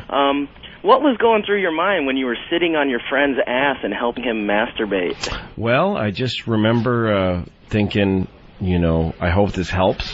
I hope this feels good for him. I hope this doesn't make me gay. I don't know. That kind of approaches the line there. Do you think so? Do you think that was gay? Well, what does it mean to be gay? Is it your track record, or is it what is in your heart? Like, I don't think about dick all day. Like, I never think about people's dicks. I never think about fucking people in the ass. I never think about guys sexually. But you want to fuck Ewan McGregor. Well, yeah, let's just put that aside for a second. Okay. I'm not obsessed with guys' dicks, but if I blew a guy every day, even though I don't care about guys, would that make me gay? Is it track record? Is it behavior? Or is it what you think about? I think it's what you think about, to tell you the truth. So if I always thought about blowing guys and never blew anybody, I'm gay. Is that what you think? Well, I think if it's like a desire that you hold in your heart, but you don't follow through, yeah, I think you're gay. But so then I sat on my friend's ass while he masturbated, but you think that got close to that? You think the fact that I did that when I was 11? It only depends on how you feel about it in your heart. Yeah. Well, I don't think I'm very detached about it, and I think I was when I did it. I just felt it was a little squishy. It was weird. It was a good story and a great comedy special, and they should give you He's trying to get out of this conversation. But I'm not interested in debating with you. Now, wait a minute. But also, like, my dog licked my, cheese off my penis when I was 11, so am I a dog fucker? Like, is that it? Am I labeled? No, you're not a dog fucker, but you are in the Eastside Dave Club. I don't know who that is. It's somebody who works for Ron Fez. Okay, I don't know. Yeah, he had a dog lick peanut butter off his genitals, so. Yeah. Dave, you are looking good, man. You are looking good. Let me tell you something. Congratulations! You guys have officially destroyed my fucking life. You won! Ron Fez noon to 3, O&A 6 to 12. You guys won. Wow, you're nothing anymore. I'm like a grown-up version of Chunk from fucking Goonies. You really have gone to shit. Did he not look like this always? No, he was a slim guy. I was 195 when I started this whole fucking debacle. He was a slim guy. Oh, my God. On Ron and Fez's show, he winds up getting married. Now he's expecting a child with his new bride. And he's turning into what looks like the typical fucking piece of shit father. Look, he's got a wife beater on. You can see his belly button and tits through it. His awful white man tattoos. How much is he? I want to know how much he weighs.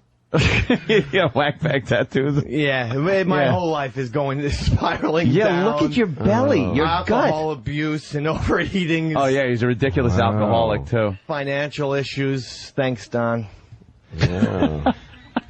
Because of our show, he's got to grow his hair out. He's got a fucking huge belly now. Oh, it's look at that. Look at the gut. Look at the like. I have a Sopranos tattoo. Look at his hate handles. Yeah, show Louis C.K. the Sopranos I'd like tattoo. to see my Sopranos tattoo. What the fuck It is is wrong the with you? worst tattoo ever. Come here and look at this. I want Mr. C.K. I don't even know who that's supposed He to thinks be. these are the Sopranos. Now, you ever see tats that look like real people? Yeah. Look at the horrible work this is. That's awful. It doesn't look like any of them. Nobody looks like anybody. Who did that? Some guy from Long Island. Nobody looks like anybody. I didn't do a lot of background checking on it. That is horrible. Janice looks like fucking Joe Pepitone. It looks like Janice is one of the people you got? Which one's Janet? You tried to do Janice? No, sorry, Meadow. It looks like Meadow. It looks Meadow, like who looks like Janice, who looks like Joe Pepitone. no. And then wait a minute. Who The looks like son, Gene Wilder. the son looks like a superhero. He looks like It looks like the Kiss Alive Also, cover. the shit this guy chooses to get tattooed, it's like he sees an interesting McDonald's commercial, and he's like, I'm going to get a tattoo of that. No, that was I another found that lost kind bet. of amusing for a minute. I'm going to get a tattoo of it on my body. It just a looks bad like one. Mount Douchemore. My whole thing is it's a billboard of bets I've lost. I got Yeah, Whack Bag he loses and bets. Lucky Boy, which means pedophile in prison. Great joke by Mr. Bennington, but Ron.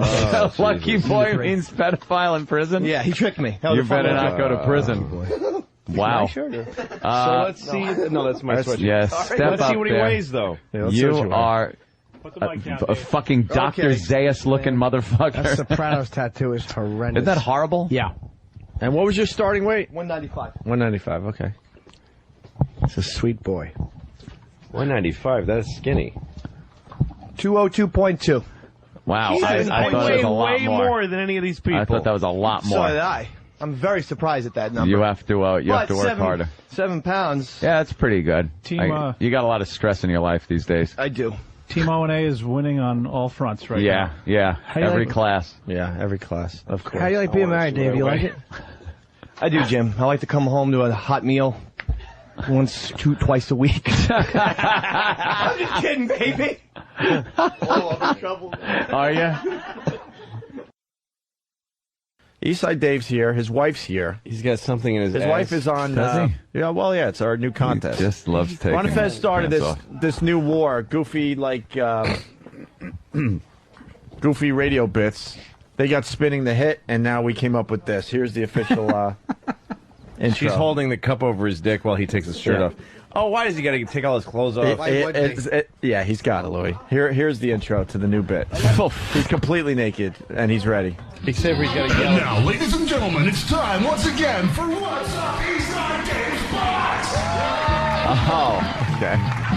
Eastside Dave has stuck an object up his ass, and Opie and Anthony have to figure out what it is. Wow. It's What's Up Eastside Dave's Box! I heard this bit on NPR. The more you know. Ladies and Piano gentlemen, Eastside Dave makes his way into the studio. He's completely naked. His wife's outside on the bleachers, mortified. Eastside Dave is waddling into the studio. His non-existent penis. But he's got his pants at his ankles like that. What are you, shy about your ankles? Like you're the Victorian era, but you don't mind showing your I can't dick take my and balls? pants off. There's something in my asshole.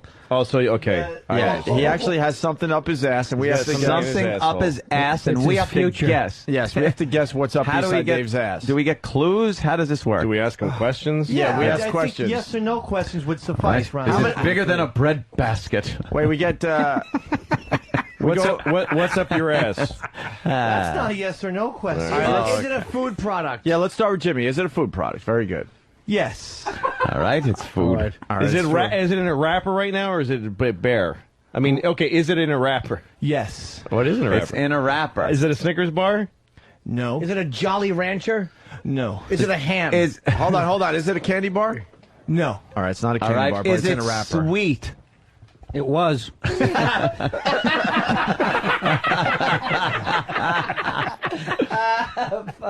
Yes, Mr. Anthony. All right. Yes, It is. It's sweet. It's in a wrapper. A head of lettuce. Is it covered in chocolate?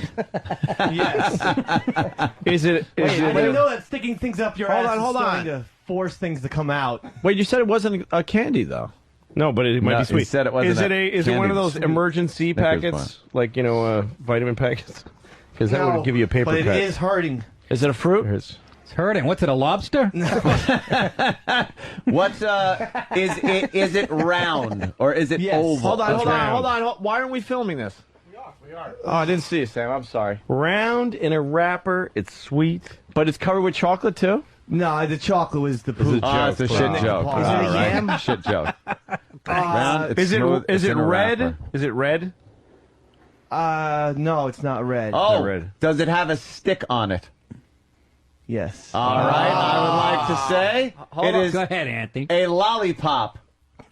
Oh, God, he's gonna pull it out.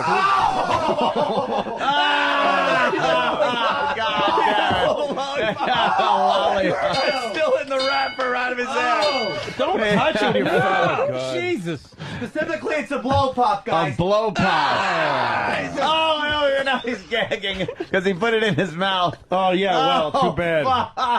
I don't know, but I'm getting turned on looking at his wife, watching this. You all right, Dave? Yeah, Uh, Pop it in your mouth, Dave. What are you doing? I'm trying to get the wrapper Put off. it with the Mr. wrapper Norton. in your mouth. Oh, Jesus. He put the lollipop in his mouth. What the fuck is wrong? Let's do the 3 now. Okay, so is the game over? Yeah, I think. Can I go back to doing prep? I guess he's the wrong guy to ask about what's going on in Ohio right now as far as the election. All right, there's Dave putting his clothes back on. Dave, when are we playing What's Up Eastside Dave's Ass again? I'll have to talk to my higher-ups about that. Whenever Right you after, want, apparently. right after the stitches heal. In 5 minutes, if you ask him. When Anthony guessed the lollipop, he pulled the lollipop out of his ass, proving did he that ever? it was indeed up his ass. Oh, God, it's Sounded like a champagne cork. It's brown. Like, Oh, God. Stop making yourself puke with your own shit on a lollipop. You got the gig. Don't worry. People are going to know. Thanks for letting me in here today. all right, Sure. Ron Fez, noon to 3. You should There you make go. somebody else smell that, by the way. You should fucking rub Yeah, that put that in the somebody's mouth. candy dish down in the lobby. We need an outro for the bit. See, right now it would be nice to go back to announcer voice guy. Yeah. Oh my God. When Anthony guessed it, having him try to pull that. Oh, God. And the wrapper was still on, so you know that caused some damage coming out. Oh, paper cuts. And now he's walking around in victory with the lollipop up in the air, That's, with his gut hanging out and his awful oh, boxers God. still on. He's shoving it in people's faces. You always around for the banner shows there, Lou. Yes.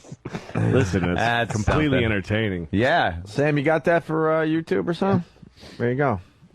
Private collection. That kid will have a reality show. Fucking week. Yeah. Millionaire. I'll be reading for fucking Law and Order. All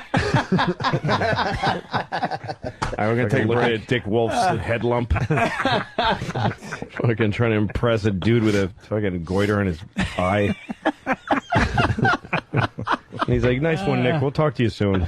Yeah, thanks. Can I put a lollipop up my ass? Maybe, Can I maybe get that'll validated, please? Yeah, I can do a Columbo for you. We will wrap up this mess next. help. All right.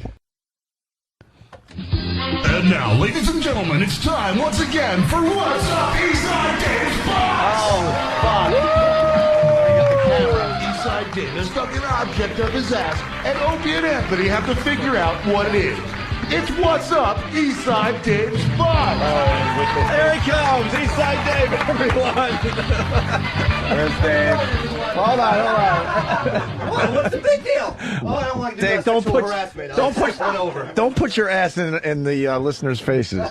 jeez. Eastside Dave is naked. Why do you have a shirt still on? What matters at this point? Why does he cup his dick and balls and then? All right, fine. Oh God! You asked for it, Louie. Oh God, dude, you have nothing today. What's going on down there? Oh God. It's very hot out. You're hung like Hot out. It's supposed to be when it's cold out, dummy.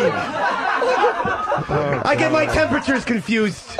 Look at how small he is. This is a very special what's in my ass today. All right, Very special because of my birthday. Because it's Professor Anthony's birthday. Yeah, right. and I probably just gave a lot out with that little clue.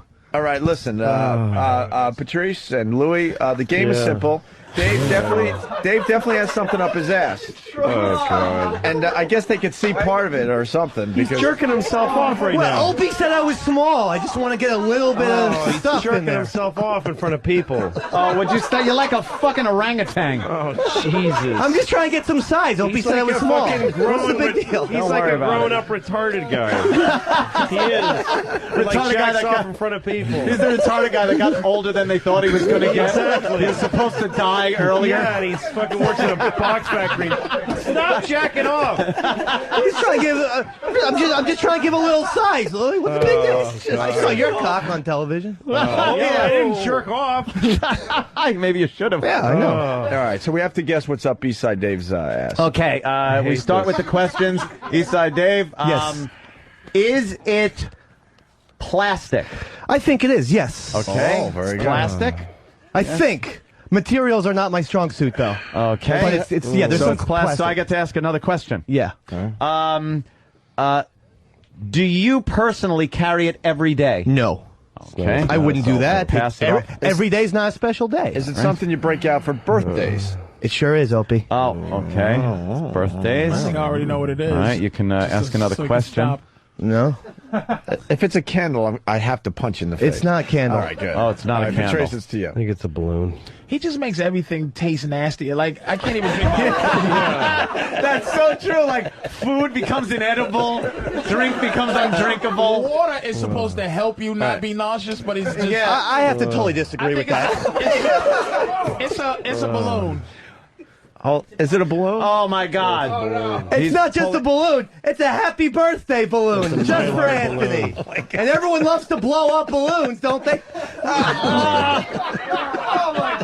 Everyone loves to blow. Ryan says do the 3. Ryan says do the. Throwing up.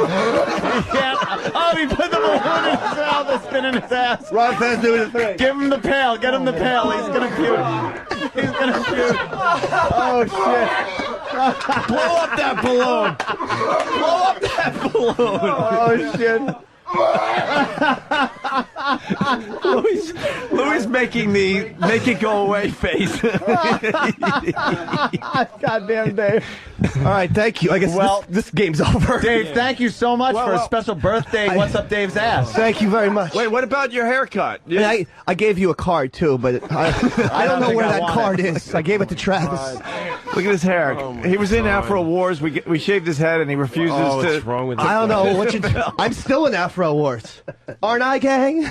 Oh God, that's the worst ass I've ever seen in my life on Man Nor Beast. All right, see you guys. Hey, God damn! What is wrong with him? He's gaping his ass as he runs out of the studio. There is something so Hold wrong on, with we got him. the man. outro. We got to make it official. Some contestants will take on the home version of What's Up Eastside Dave's Butt. Promotional consideration given to anybody who gives a fuck. What's Up Eastside Dave's Butt is copyright 2008 Opie and Anthony Productions. We'll see you next time when we play What's Up Eastside Dave's Butt. Yeah. Wow, that was Lou, you all right? I hate that guy. You're right. I hate him. You were making I recognize his value to this show, and I understand he's funny, but I can't take it. I can't take it. He's just like a circus clown on our show. God, he actually it's so does gross. He actually does like real good radio for Ronnie and Fez. But I know. I totally but for get us, that. For us, he's just a circus God. boy, really. The thing is that he kind of has the same like coloring as me, and that's what bothers me. I think he looks like he Is could that be it's like related. if I was doing that. Yeah, right. Oh, so you're kind of thinking Yeah. You kind of saw yourself naked. He's fucking up our people, you know. It's the redheads and yeah. You remind me of me a lot when I was a kid. Yeah. Kid, Except for the nudity and jerking off and thing up your ass. Patrice, silent again. Patrice gets silent. can't. Yeah, doesn't like being party to that. Yeah, because black guys just don't do that, right? Nah, I mean, look, man, No. I'm not fucking super. That's a white guy thing. Norton does homo shit, but it's but he's and it's real. That's what when I say it's not. He's not a publicity stunt guy. No, he's a fucking sociopath. Man. And he puts his hand in his ass and grabs shit, and it just And licks his fingers and clean. then gets sick, and then pukes. Yeah, you would have to kill him. Oh yeah. He'll You would do have to- anything. yeah, you would have he to will kill do him. anything, which is it. It's like really And kind of it's cool. legitimate. I mean, I guess that's what you say. The value is that the motherfucker's legitimately. Yeah, exactly. You know, he comes in here with a. He's not a phony. He didn't even put the easier kind of balloon. That balloon is Yeah, made. he took the Mylar It was a little It's Mylar made balloon, out of, yeah. Crinkly like, kind aluminum of. foil. Yeah, that's the shit they covered the Luna module in. So you know there was some type of sharp edge. Yeah, yeah. as he's Yeah. pulling it, and he Yeah. stuffed that in his fucking asshole. He did. Any fucking heroin mule could put a regular balloon up their ass. And then Try you- it with Mylar, motherfucker. Yeah, those edges get sharp. And so you respect that a little bit. It's not a respect thing. It's Oh, it isn't? It's I watch him and I go, you know, this. It's it's like the white boys, the jackass white boys, man. Yeah. I go, they scare me, like, because those fuckers are legitimately have a problem. Crazy.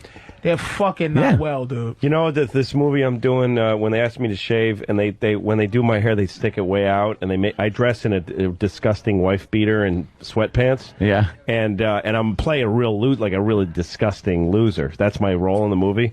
And once they did my whole thing, I looked in the mirror. I'm like, I'm Eastside Dave. That's what I am. I'm playing Eastside Dave in a movie. And he's actually informed the character I'm playing in the movie. Like I think about him. That's I helping. get a little sick, you and then I do it. You're researching your part. What movie did I just see you in? Roscoe Jenkins, that Martin Lawrence movie. He I'm was in for like one scene. All right. I don't think that was it, though. Jeez. I'm in a Matthew Broderick movie too, but that's not out yet. Was you in the boxing movie with No. Your boy No. with the voice? Sound like Edward G. Robinson? What are you talking about? about? Like all white boys sound like Edward G. Robinson. All the smarmy white boys. Who talks like Corolla. I'm not in any movie with him. Okay, no. I thought you- okay. No. All right, sorry. From Eastside Dave. I Eastside- forgot touching it. I forgot to give you the birthday card. Why would I touch that? It was pretty. I'm not. I want an You official. can't even fucking rely on that information. I want an official opener. He sticks everything in his ass. I can't even fucking I want- use anything. You know what? Throw acid on it. Now you got E. coli. And this is my pretty. My poetry. Oh, poetry. And then it's scribbled out a whole line. I like calling you when I'm drunky. Ron and Fez, noon to 3. Happy birthday, Dave. All right. Now you can throw it away. Made it rhyme. How do you touch that? Like I can't touch that. We've been saving some audio for your next visit, Louis. Okay. A little surprise here, by the way. Oh, okay. We didn't even tell you about this one. Some guy named, I don't know, Eastside Dave. I don't know who the fuck this guy Jesus. is. But, shit. Jesus. I have no idea who he is, but he had a lot to say about you. Oh, sir. okay. Oh, no. Wow, I do remember this And, now. and he's hiding today because we're like, why don't you come in and confront Louis C.K. with your words? But Let's hear it. supposedly has something to do for Unmasked. Okay. No, Ronnie has a lot to do for Unmasked. You have nothing to do Right. for Unmasked. Yeah, what does Dave have Is to he do? going to be there when I do this Unmasked thing? Oh, yeah, he is. He's part of it? Nah, I don't. I think he's a. I think Yeah, exactly. he sits to find folks. They give Okay. him, he walks around and goes, here, you're sitting He's here. a fucking woman. Yeah. Okay, so what did he say? Did he say that's on this show or this is on his On show? Ron and On Fez. Ron and Fez. He was Noon to 3. completely sober when he was saying this stuff. Okay. And this is Okay. Eastside Dave going off on you. Lou, you all right? I hate that guy. You all right? I hate him. You were making I recognize his value to this show. Oh, wait, where are we at?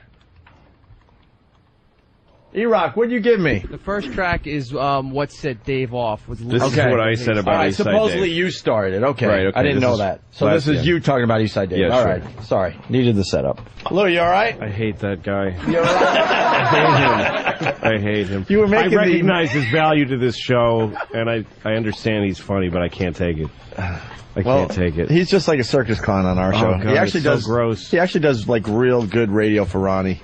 and Fez. But, I know. I totally but for get us, that. For us, he's just a circus boy, really. The thing is that he kind of has the same like coloring as me, and that's what bothers me. I think he looks like he could be related. Like if I was doing that. Yeah, right. Oh, so you're kind of thinking you kind of saw yourself naked. He's fucking up our people, you know. It's The redheads and You remind me of me a lot when I was a kid. Kid. You know that this movie I'm doing when they ask me to shave and they when they do my hair they stick it way out and I dress in a disgusting wife beater and sweatpants. Yeah. And I'm playing a really disgusting loser. That's my role in the movie. And once they did my whole thing, I looked in the mirror. I'm like, I'm Eastside Dave. That's what I am. I'm playing Eastside Dave in a movie. And he's actually informed the character I'm playing in the movie. Like I think about him. That's I helping. Get a little sick, You and then I do it. You're researching your part. All right, we're back live. So you started supposedly. Yeah. Okay. You just don't like him.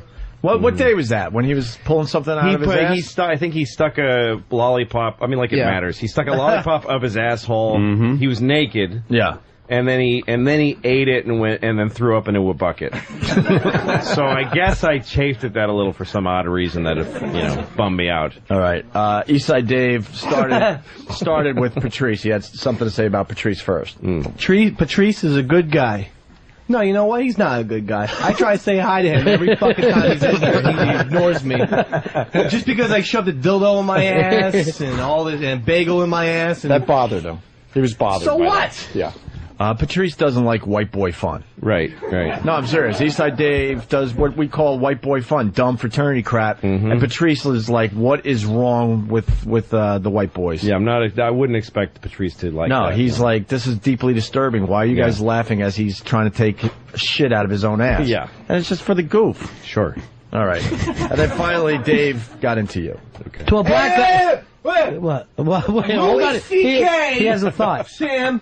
Yep. What did he say about me? He didn't like you. Louis C.K. says he doesn't like me, and then he says he's acting in a movie. Oh, no, come on, Tito's. He's acting in a movie, and his inspiration is Eastside Dave. What the fuck does that mean? So he hates me. Well, you know what, Louis C.K.? I'm coming for you. I'll fucking hunt you down, bitch. Anytime you want, Ron Fez Show, noon to 3. It's getting a squared circle. See, now... Yeah. He has his opportunity right now. He said he would hunt you down. You are here. Where is Eastside Dave? Easy to hunt you down. Exactly. You're a pheasant sitting here with your feet up on the desk. Yes, I was scheduled to be here. Yeah. It didn't have to track me. There's no real surprise here. Yes, it was on the schedule for about a week. And then he continued. He had to sing a song to you. Oh my God! Does even Louis C.K. know where he is? He's in the jungle, baby. You're in the jungle, baby! You're gonna die! Get in the ring, motherfucker! You heard me, Billy? Or Louis? Whatever your fucking name is. Billy. Put your headphones on. That's it. I'm gonna get you, Louis C.K. I'm gonna fucking make you pay, bitch! I'm gonna fucking get you like St. Louis riots '92! Slap your ass around like that Faye photographer! This is Dave babbling about. And that's the reaction we were hoping for. Nothing. Because what is he doing? But he continued with his song. Okay. In the jungle! Welcome to the jungle! That's it, nigga! I'm gonna fuck you up, Louis C.K. I'm gonna get you, Louis! Serpentines like poison and snakes! Woo! Come on, Slash! Come on! Oh, Axl Rose is the fucking best! Woo! Come on, Louis! You fucking bald HBO prick! Welcome to the jungle! Be a day by day! Listen, bits and butts, bolts, and it's the price of Holy shit. Wow. Can we at least get him on the phone? Bald HBO prick? Is that what he said? Yeah, something like that. Okay. Wait, Dave, tell us how you really feel. Yeah, I know. Oh, hey, regular Joe. Yeah, for regular Joe. Well, maybe we shouldn't play the rest then. Cause There's more? There's a few more. It's very hurtful. Yeah, it's very hurtful to Lou. It's hurting my feelings a little bit. In the jungle! Louis C.K.'s in the jungle! He's gonna deal with Eastside Dave, baby! With my cock! With my Valtrex cock, baby! His Valtrex cock. Wow. Slash again. Come on, Slash. Thanks for the narration. Is it high you never? Louis C.K. so fast. So fast. So fast. So fast. Yeah. Wow. Yeah. You say I gave a bad name to redheads, Louis C.K.? You give a bad name to redheads, you fat prick! Welcome to the jungle, Louis! I'm gonna fuck you up, baby! Wow, that was actually musically pretty... It was almost right on. All right. He was getting the actual I like that roast he's sound. respecting the guitarist, too, and giving him his... Yeah. Yeah. He's shutting up for the guitar solo. Yeah. Very important. Wow. Well, Eastside Dave decided not to confront you. Yeah. This is a should guy I that respond to this? puts stuff in his ass, by the way. Not yet, because we got another clip here. All right. You know what I'm after, Louis? Your cock and balls, baby! I'm gonna fuck you! Never heard this version. Well, you get the box set, you know. It's on the box set. Come on, Louis!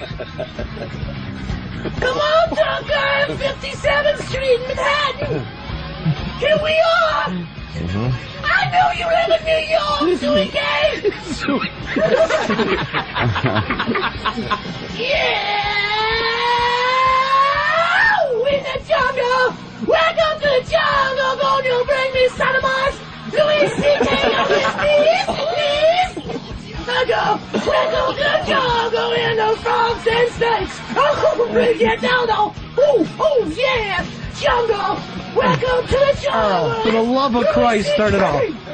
Stop this song. It's almost over! It's almost over! Welcome to the jungle! Louis C.K. Fuck you with my dildo! I'll kill you, Louis! Yeah, and a lot of people saying that he was whacked and drunk and stuff. No, I was there. He was stone sober that day. Louis. Sounds like it. I just want to make that perfectly clear. Sure. One more quick clip, and then we'll get Louis' response. What other comics were working down there? Louis C.K. He's great. Yeah. You're right.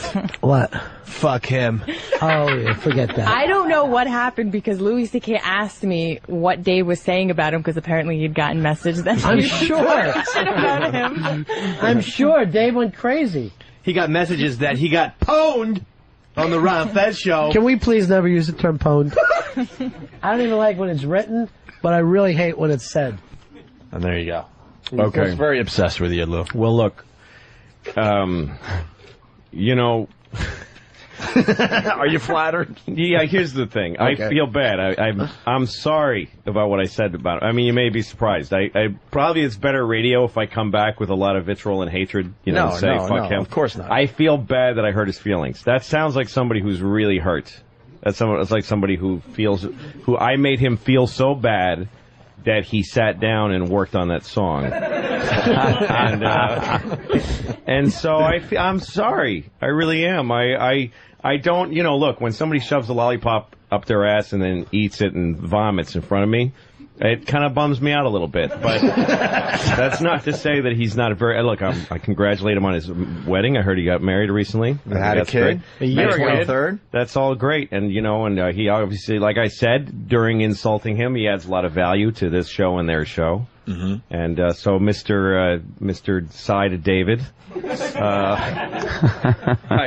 I apologize. I retract what I said about him. Oh no! I don't hate him. Why are you doing that? It's because I don't want to hurt a guy's feelings. He's going to get off on this, though. Seems like a nice guy. That's fine. I don't care if he masturbates to it. I don't care if he jizzes all over his stomach to me saying I'm really sorry, Eastside Dave, for saying I hate you. Well, that could be that could be his next trick. Right. Ronnie plays this audio, and Eastside Dave has to jack off and shoot warm jizz all over his back. That's fine. I'm sure that would it'll be just lay over whatever. Eastside Dave. I'm sure he's got a lot of glaze, covers on his belly of many jizz shots. And but no, I think he seems like a fine guy, and I shouldn't have said what I said. Message delivered and heard. I'm afraid of you. I'm sad to be in the jungle. Please let me out of the jungle.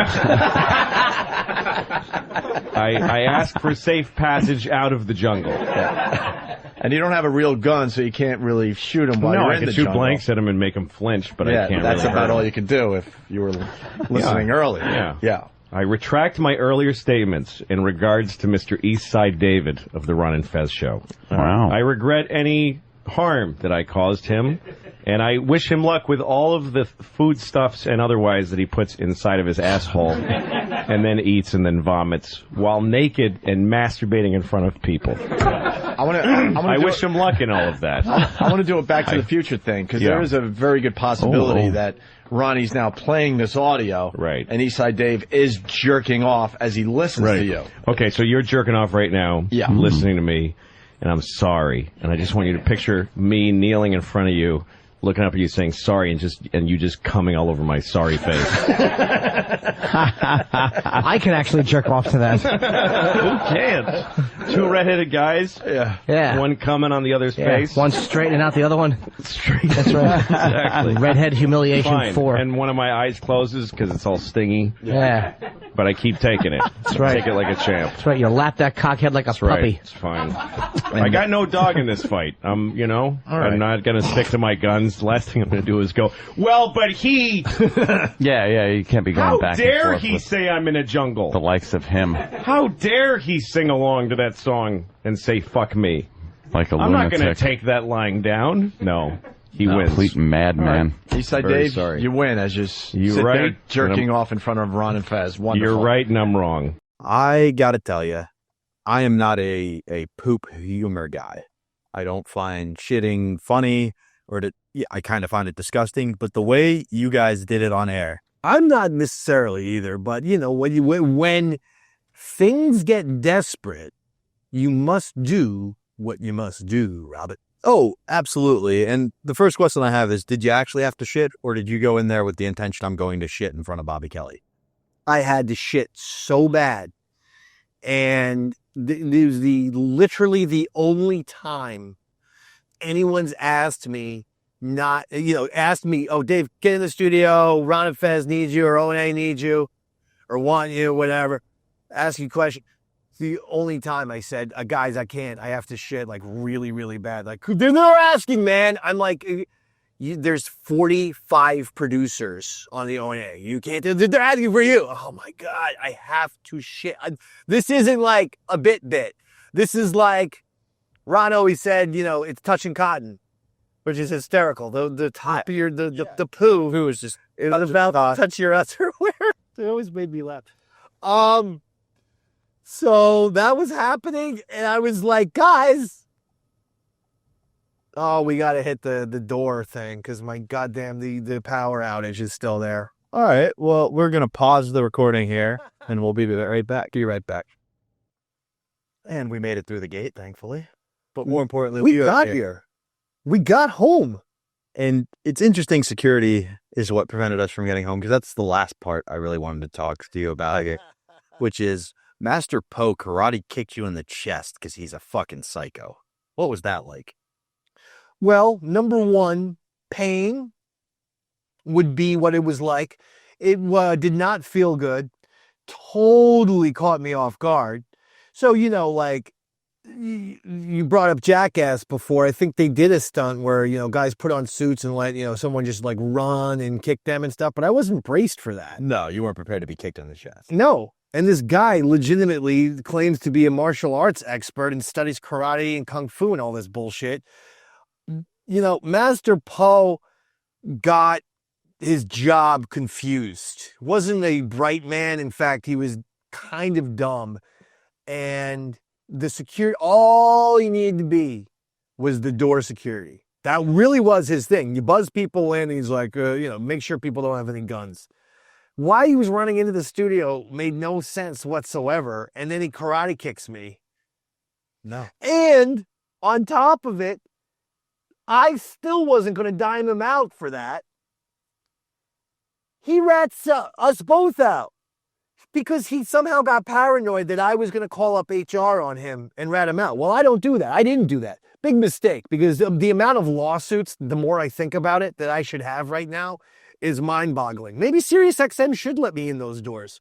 Or I'll just call Stephen P. New and finally sue them for all the damages I've On that received. note, I did get a call from Sirius trying to get me to renew my subscription. I told the guy the only way I would is if you were allowed back in the building. Yeah. So if fans of Tales from the Satellite want to take that approach when Sirius cold calls them, maybe that's how we get Dave back in the building. That would be nice. I don't know, but where am I back in the building for? I don't know. Just allowed back in. That's the start. I'd like to go into that lobby and play the piano. We got a gorgeous piano in there. Gorgeous piano. Yeah. But I think that does... Poe is that was a little out of place. No. And it is funny that sometimes the guy who bothers you at work you can chase with your own shit. And on that note, I think that wraps up this episode of Davey Max Tales from the Satellite. Well, I want to thank you all for enjoying Tales from the Satellite. I'm sure you're enjoying, but if you haven't watched it, Modern Day Man, you gotta be subscribing to youtube.com/@ModernDayManShow. That's the show we do with myself, Aaron Berg, Robert Tamburo.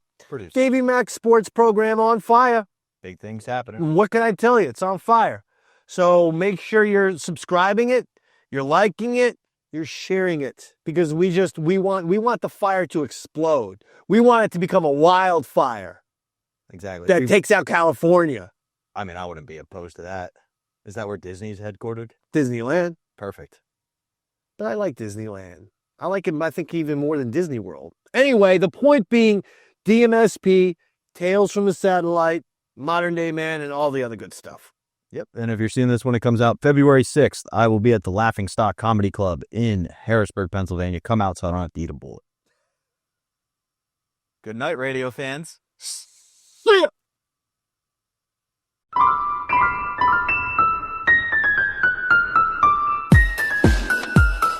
Let's have a radio war against O&A.